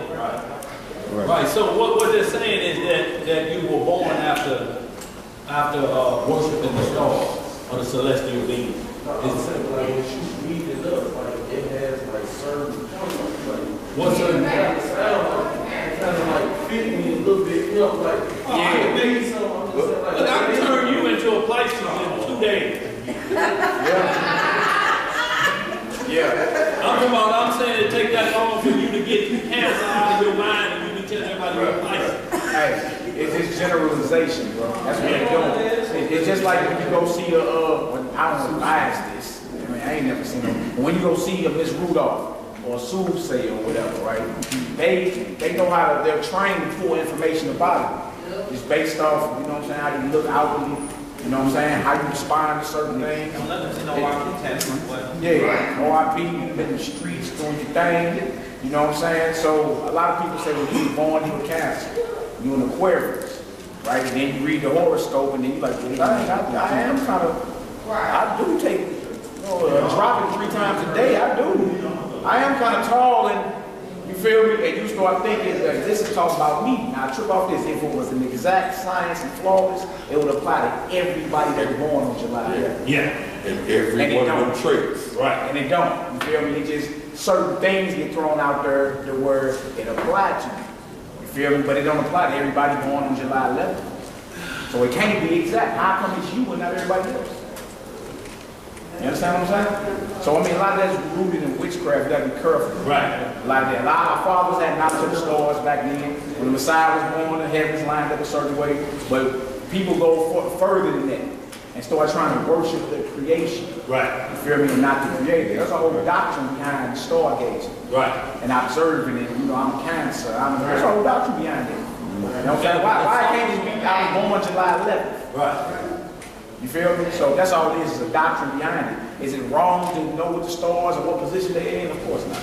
Nothing wrong with that, but it's a doctrine behind you reading the horoscopes. You know what I'm saying? You get superstitious. What is superstition? What is superstition? It's another form of witchcraft. Step on a crack, break your mama's back. Right. You know, not right. You know what I'm saying? It's what Stevie Wonder said it is. You believe in things you don't understand. And then you what? Suffer. Because you're believing in things you don't understand. The Most High tell us not to believe in a word without understanding. He says with all you're getting, get what? You can't make this superstition. Hey man. It ain't no superstition. You be banging on that. You remember we was in the club back in the day. What's that number one on that side? Yeah. Scorpio! It's for every generation so that doctrine get pumped. What's the best way to do it than to put it in a song at a club? Look, they even had a Mac song back in the day to float.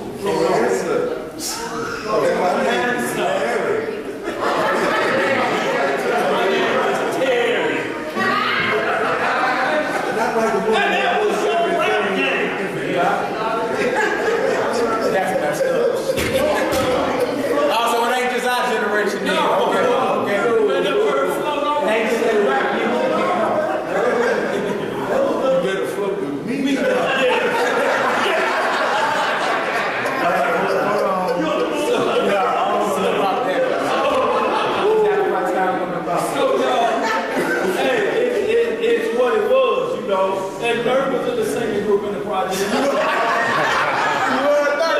They were stamping it, opened up the hole, and he came through. My name is Terry. And I'm a queer.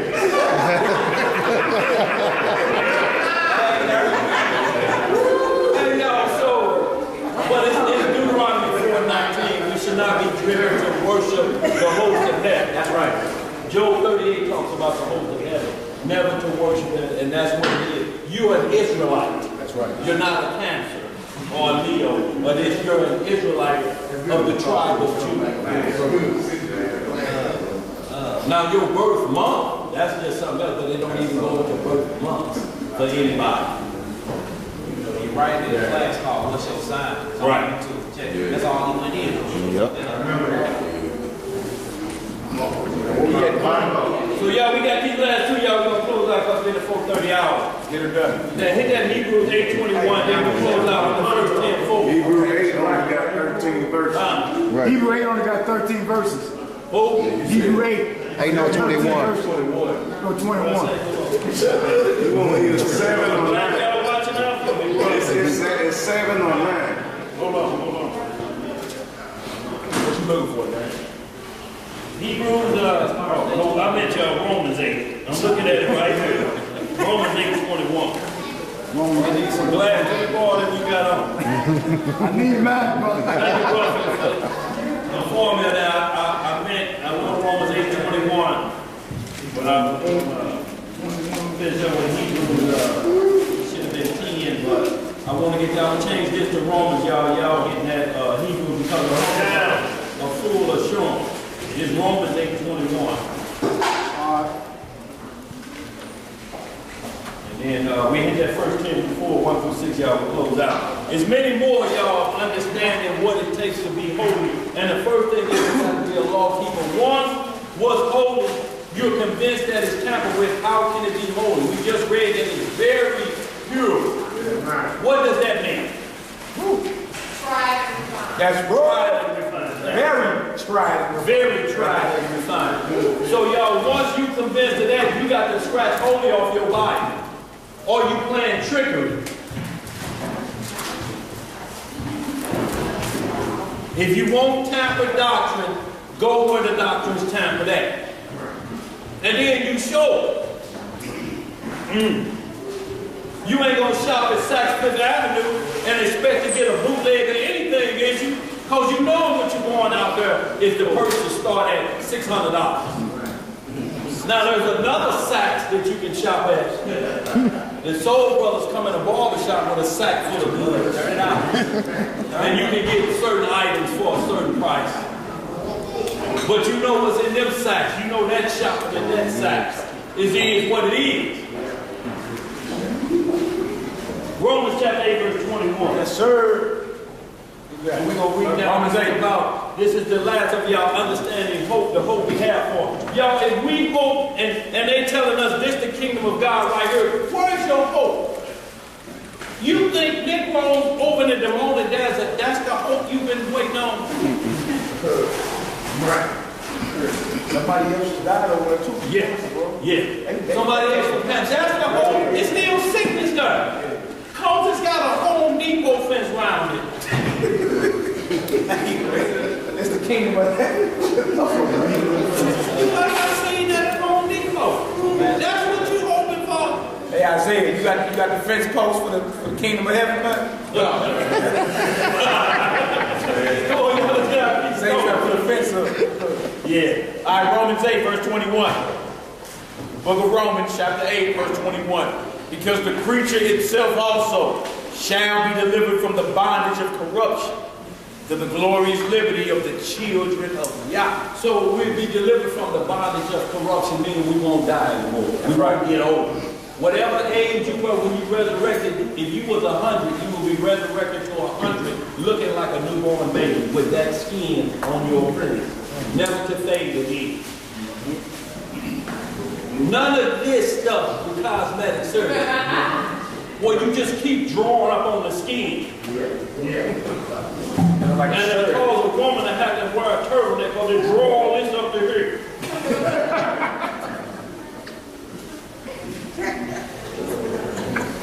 Verse 22.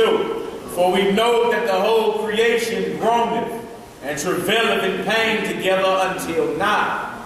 And not only they, but ourselves also, which have the first fruits of the Spirit, even we ourselves groan within ourselves, waiting for the adoption, right, to wit, that is, the redemption of our body. See, so he said, even us who know the word, we still got the same hope that y'all that don't know, looking for that kingdom where there ain't no more pain, no more sorrow, no more death. None of what we stomping about every day and what's causing us problem today. If you hoping for that and you get chased over to the desert, that thing is seen over there. That's the same thing you saw over here. How is that hope when it's something built with a man's hand? The kingdom ain't built without a man's hand. It's a rock hewn without stone, with tools, sticks. Ain't no man's hand, no hammers and nails were involved in building Solomon's temple. Right. It fit together like a puzzle. Go ahead, brother. Verse 23. No, I'm in verse 20. Yeah, verse 23. 24. Yeah. For we are saved by hope. What are we saved by? By hope, right? But hope that is seen is not hope. See, look, if we see this man-made kingdom and we say our hope is finished, that's all you're going to get. As soon as you walk in and you see what you left out of there, all you was hoping for is a loosed surrounding. Because as soon as you step in, you're going to point out something right off. You know this ain't the kingdom of God. No doubt. Go ahead. For what a man seeth, why doeth he yet hope for? But if you see what you hope for, why you still hoping? Right, you see. How they in the kingdom and still hoping for what? Why they read these scriptures? Citizenship. Why would you read Romans 6 and where we at 8:21? For what? If you're in the kingdom. Go ahead. Verse 25. But if we hope for that we see not, right, then do we with patience wait for it. See that? We got to wait on it. It's either till the casket drop That's or right. tomorrow. That's right. Go ahead, read that verse. Verse 26. Likewise, the Spirit also helpeth our infirmities. For we know not what we should pray for as we ought. But the Spirit itself maketh intercession for us with groanings which cannot be uttered. So y'all, this is why we got to have our temple as a living sacrifice. We got to be certain of what's going in because it may come out rough. So y'all will be careful that we're going to hit this first 10, 4, 1 through 6, and we close out. Oh, yeah. This is another spot that folks that love to eat pork, try to go to this right here. And start you around verse 5. Start back at verse 1 so you can understand. The Bible does not condemn pig. The pig is not food. It was never food. It was made for something totally different.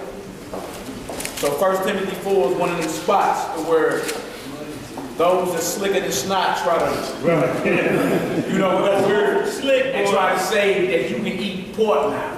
They getting slick with the fish too. They eliminate anything with fins and scales and start to say they're not bottom feeders or they're bottom feeders and trying to play with what's in the water. So simply, if it ain't got fins and scales, it's unclean. Right. It don't matter what they do. If it ain't got fins and scales, get it out of it. Get it out of it. It's not meant for it to be in your body. Like catfish. It's not food. Catfish don't have fins and scales. And y'all, the world know who we are. Cause when do they call party time? What's party time? TGIF? When does that start? When does that happen? Sundown Friday. What time? Sundown Friday. And what do they give you? What do they give you at the happy hour? Double up. Double up on what? Now look, normally it's $8 a shot. Sunday through Friday. I mean Saturday through Friday night. But on Friday night they lower it down to $2. So what are you gonna do is try to get your fill. Give me 3 of them.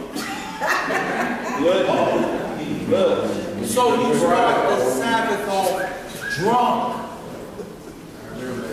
Thank God it's the Sabbath. Now we can get drunk. And what happens after you start drinking in a club? 3 of them. Because the script says when a pretty woman walk by, now here comes filthy conversation. On the Sabbath day. So they got you thinking you should hurry up and get to the Sabbath day to drink all you can, to do all of this because they know what they need. Don't let none of your enemies be in there. Yeah. Everybody got phones and cameras and recorders on. Oh, look at the Israelite on this most highest day of the Lord. His fringes on right. Turn it up. Oh man, you trolling. It's gonna be on Snapchat, Facebook. Oh, look at the Hebrew. On the Sabbath. On the Sabbath day. And look at this. When the Messiah say he come back, pray that your flight be not in the winter or on the Sabbath. So there's an established day when he come back. He say, if I come back on these 2 days, it's going to be the worst day on planet Earth. Y'all wake me up out of my rest so I got to go on the rest day. It's going to be painful. Who want to get woke up on the day they rest and then they off? Matthew 24. Yep, Matthew 24 chapter. Pray that your flight don't be in the winter or the Sabbath.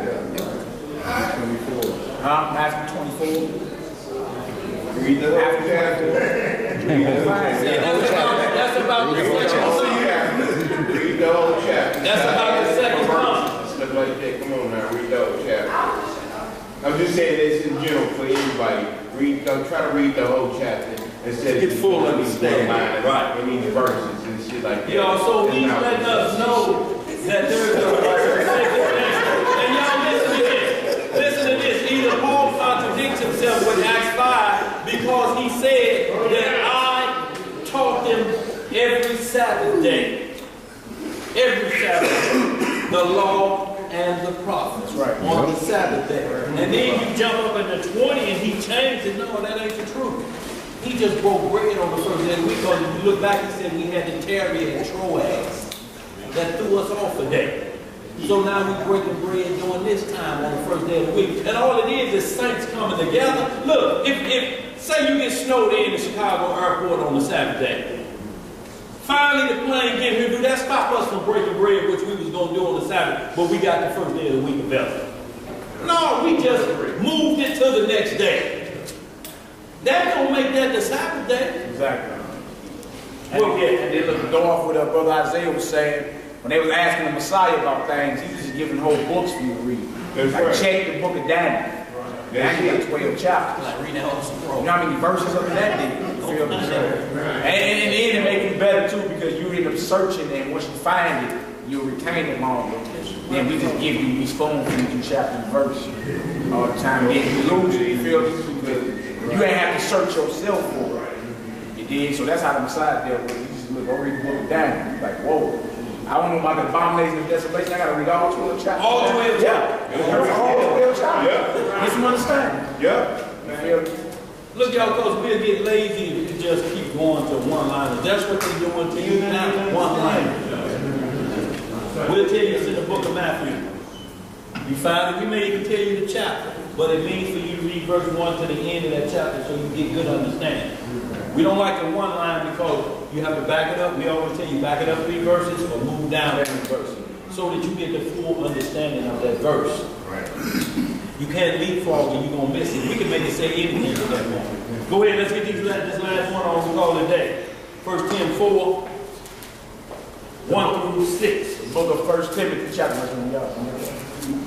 And y'all understand these are what it keeps saying, sanctified by the word. That's right. The only way you can be made holy is the sanctification of the word. You can say all of the titles of Christ's name all you want, but until you understand his word and his true mission, the disciples never, look, y'all ever read what a father called him his name? No. He only said my father and my son, didn't he? Yep. Ain't that how they communicated? Yep.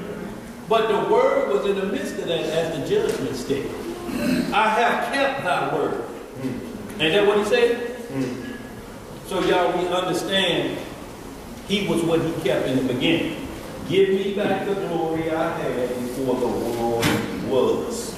Yeah. If he's wanting that, he was a high priest after the order of Melchizedek before the world was, and that's what he returned to. The high priest after the order of Melchizedek, a heavenly priesthood that dwells in heaven and earth. Because the realm will be open. There will be no more blockage between us and the Father. It will be open. That's how Adam knew, I heard the voice of the Lord in the garden. It was open at that time. And I hid myself. But the Lord saw. So now we got iron above there. And it's hard to get our prayers through now. Especially when we're going in the closet, sneaking and praying. Not coming all the way out like we should, but what's really plaguing you, that inner me. That's plaguing me, that's got me on fire. Hebrew, 1 Timothy.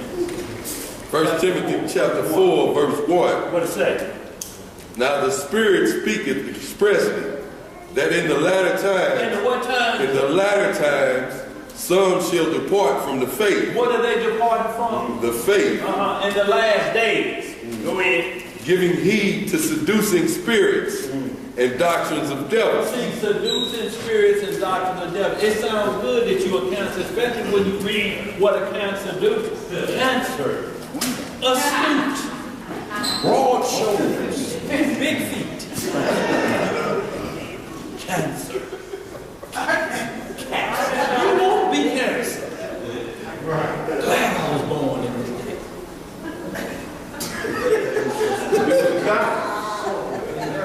They tell you who you are. You understand what I'm saying? They tell you who you are. So now you're like the religion that call themselves Pentecostal. You on feast day?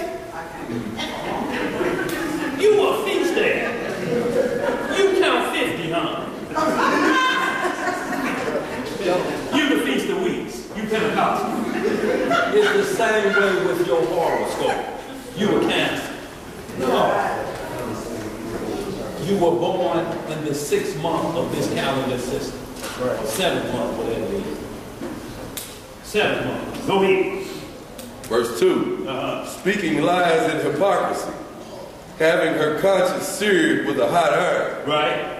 Forbidding to marry and commanding to abstain from meats, which Yahweh hath created to be received with thanksgiving of them which believe and know the truth. So now they said everything you pray over, it can be forgiven if you pray. They didn't say that. It said to them that believe and know the truth. What is the truth about meats? Where can it be found?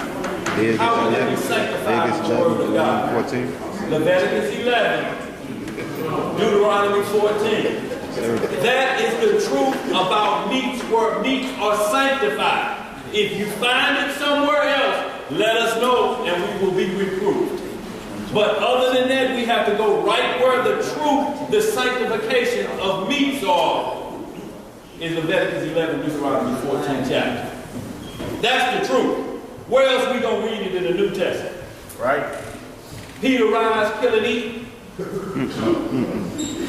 And then look, all we deal was in the text. It says forbidding to marry, so that's a doctrine. And then it says, and commanding to abstain from meats. What is that? Who commands that? Vegetarian. Like these people gonna pop up in these last days, forbidding to marry. You got the Roman Catholic Church. Right. You know what I'm saying? Some of the popes can't get married. Right. The nuns and all that. You know, so you got to deal with what's on the table what you're talking about. You're talking about these certain doctrines right here are being commanded. You feel me? And he called it a doctrine of the devil. Right? Now can somebody come out of 2,000 years later and say, well, that means I can eat swine? He ain't even talking about that. He talking about the lifestyle of a vegetarian, which is nothing wrong with it. There ain't nothing wrong with being a vegan or a vegetarian, but when you see me, because you're going to see me eating lamb. Meat, I'm not no vegetarian. So when you see your brother eating lawful meat, don't be offended. Right. Like, dang, might be over here eating some lamb. Yeah, smashing lamb. But it's people out here commanded to abstain from meats. Right? That's somebody commanded to be a vegan. Keep on reading, man. All right, go ahead. Go ahead, no, I just wanted to show him something while you're reading about the creature part. Go ahead. For every creature of Yahweh is good. So if that meant every creature, what is a human being? What is a creature? Don't we ain't we trying to become new creatures? So if you can eat every creature, if it's that, then we can pray on that right there. Y'all see that? Hands up. That's a foot wrapped up. That's a real foot long, huh? Real foot long.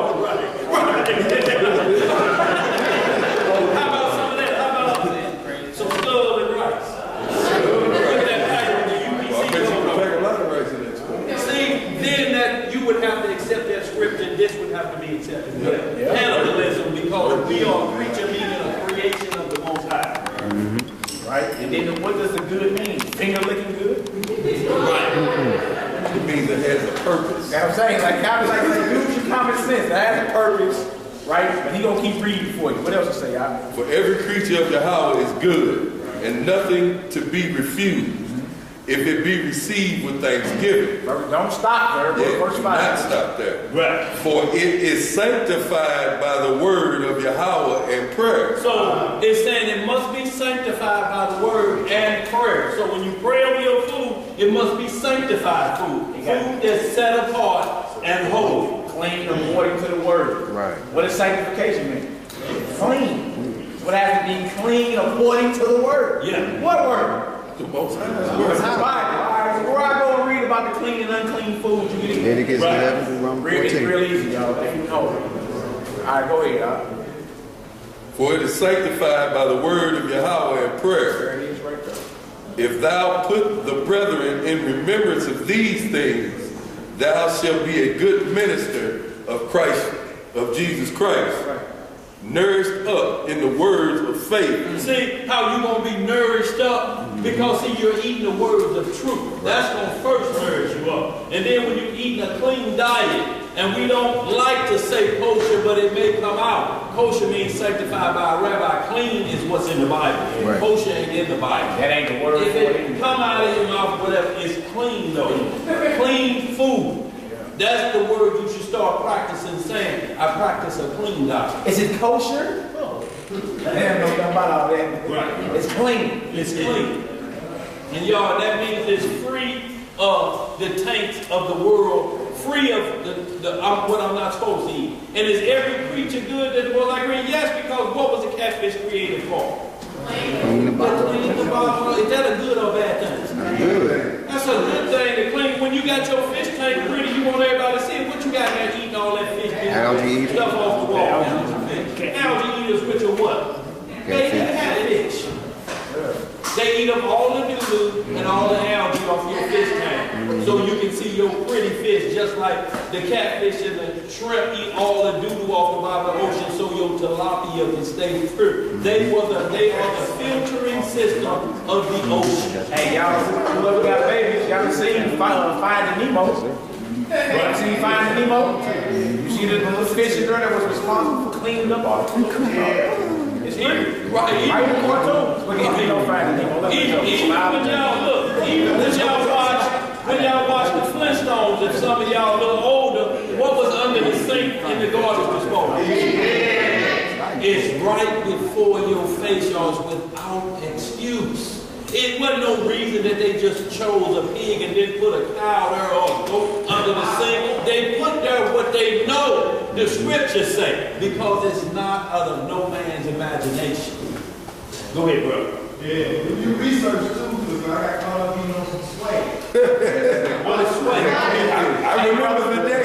What is sway? Please explain. Sway. Please explain. What happened? They were proving like, this is because of the catfish. What is it up? Well, people were trying to say that it wasn't a bottom feeder, so it's not as bad. And I just said, it ain't got scales or fins in one way. That's it. That's the measuring stick. No scales, no fins. No, I said it. Before I went to go get my clean, when I left that swat there, I said it ain't got scales or fins, and I moved it out the way, and that's when you looked it up. So you see, y'all, if we stick by what's sanctified in truth, we can never go wrong. It's not hard, it's not grievous. It's just two questions, scales and fins. Yeah. It's that hard. Right. Catfish have fins, but no what? No scales. They smooth on the back. But what you gonna catch most of? Right. Catfish, well, you should catch most of them because they're clean in the bottom of the ocean. Right. If you're eating all of the tilapia, the problem is we're eating all of the cleaning materials up. So now you can't even trust the salmon and different things anymore. Why? Because the earth is contaminated because we eat up the filtering system. We eat all of the filter. We just eat noodles, y'all. Hey.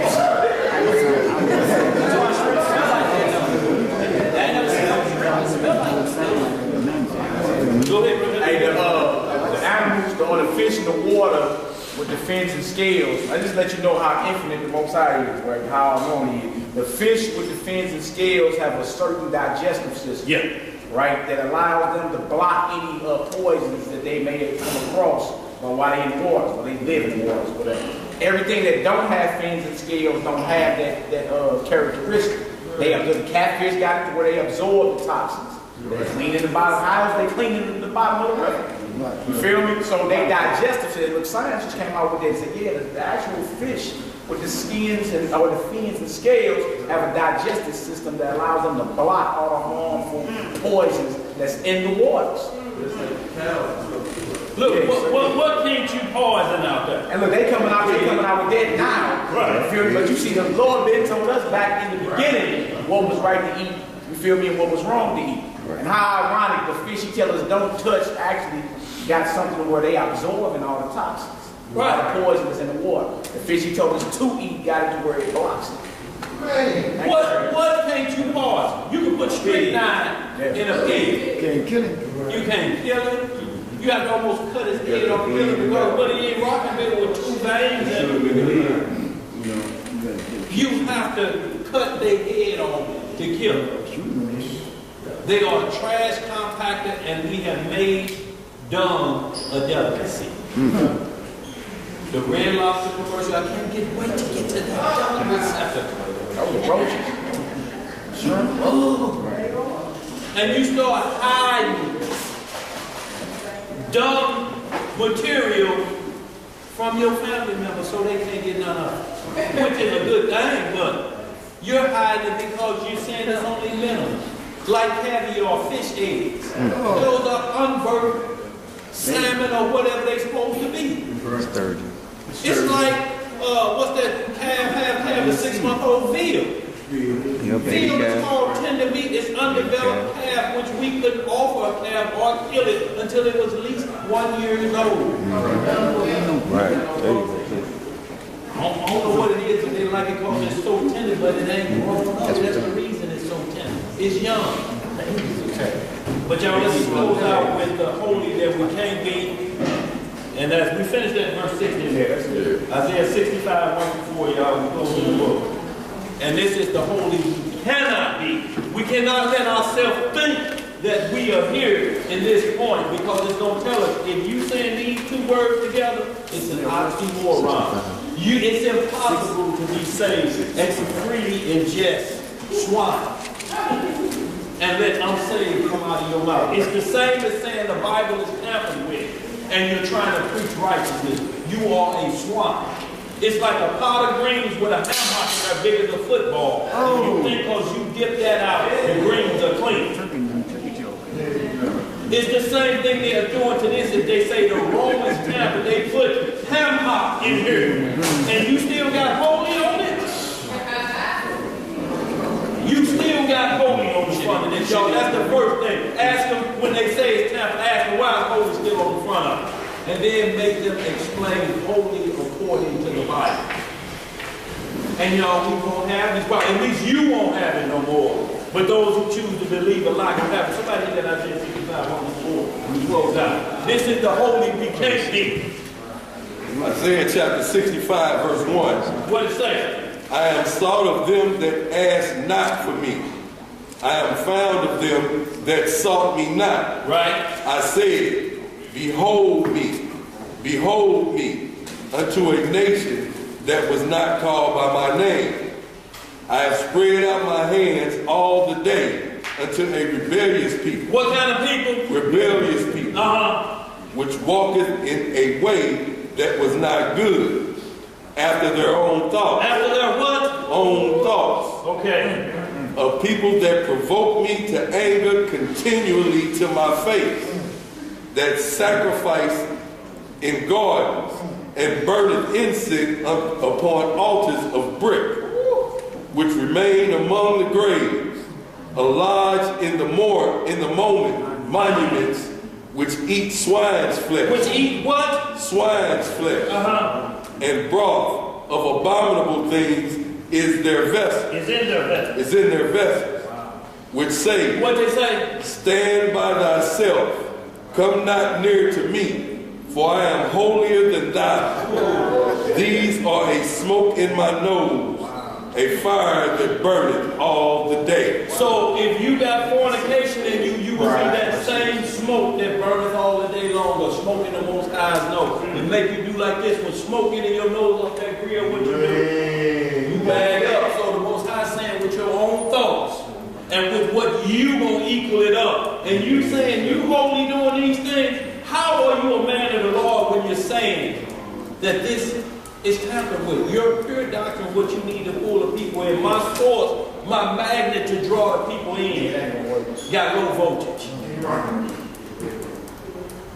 That's crazy, man.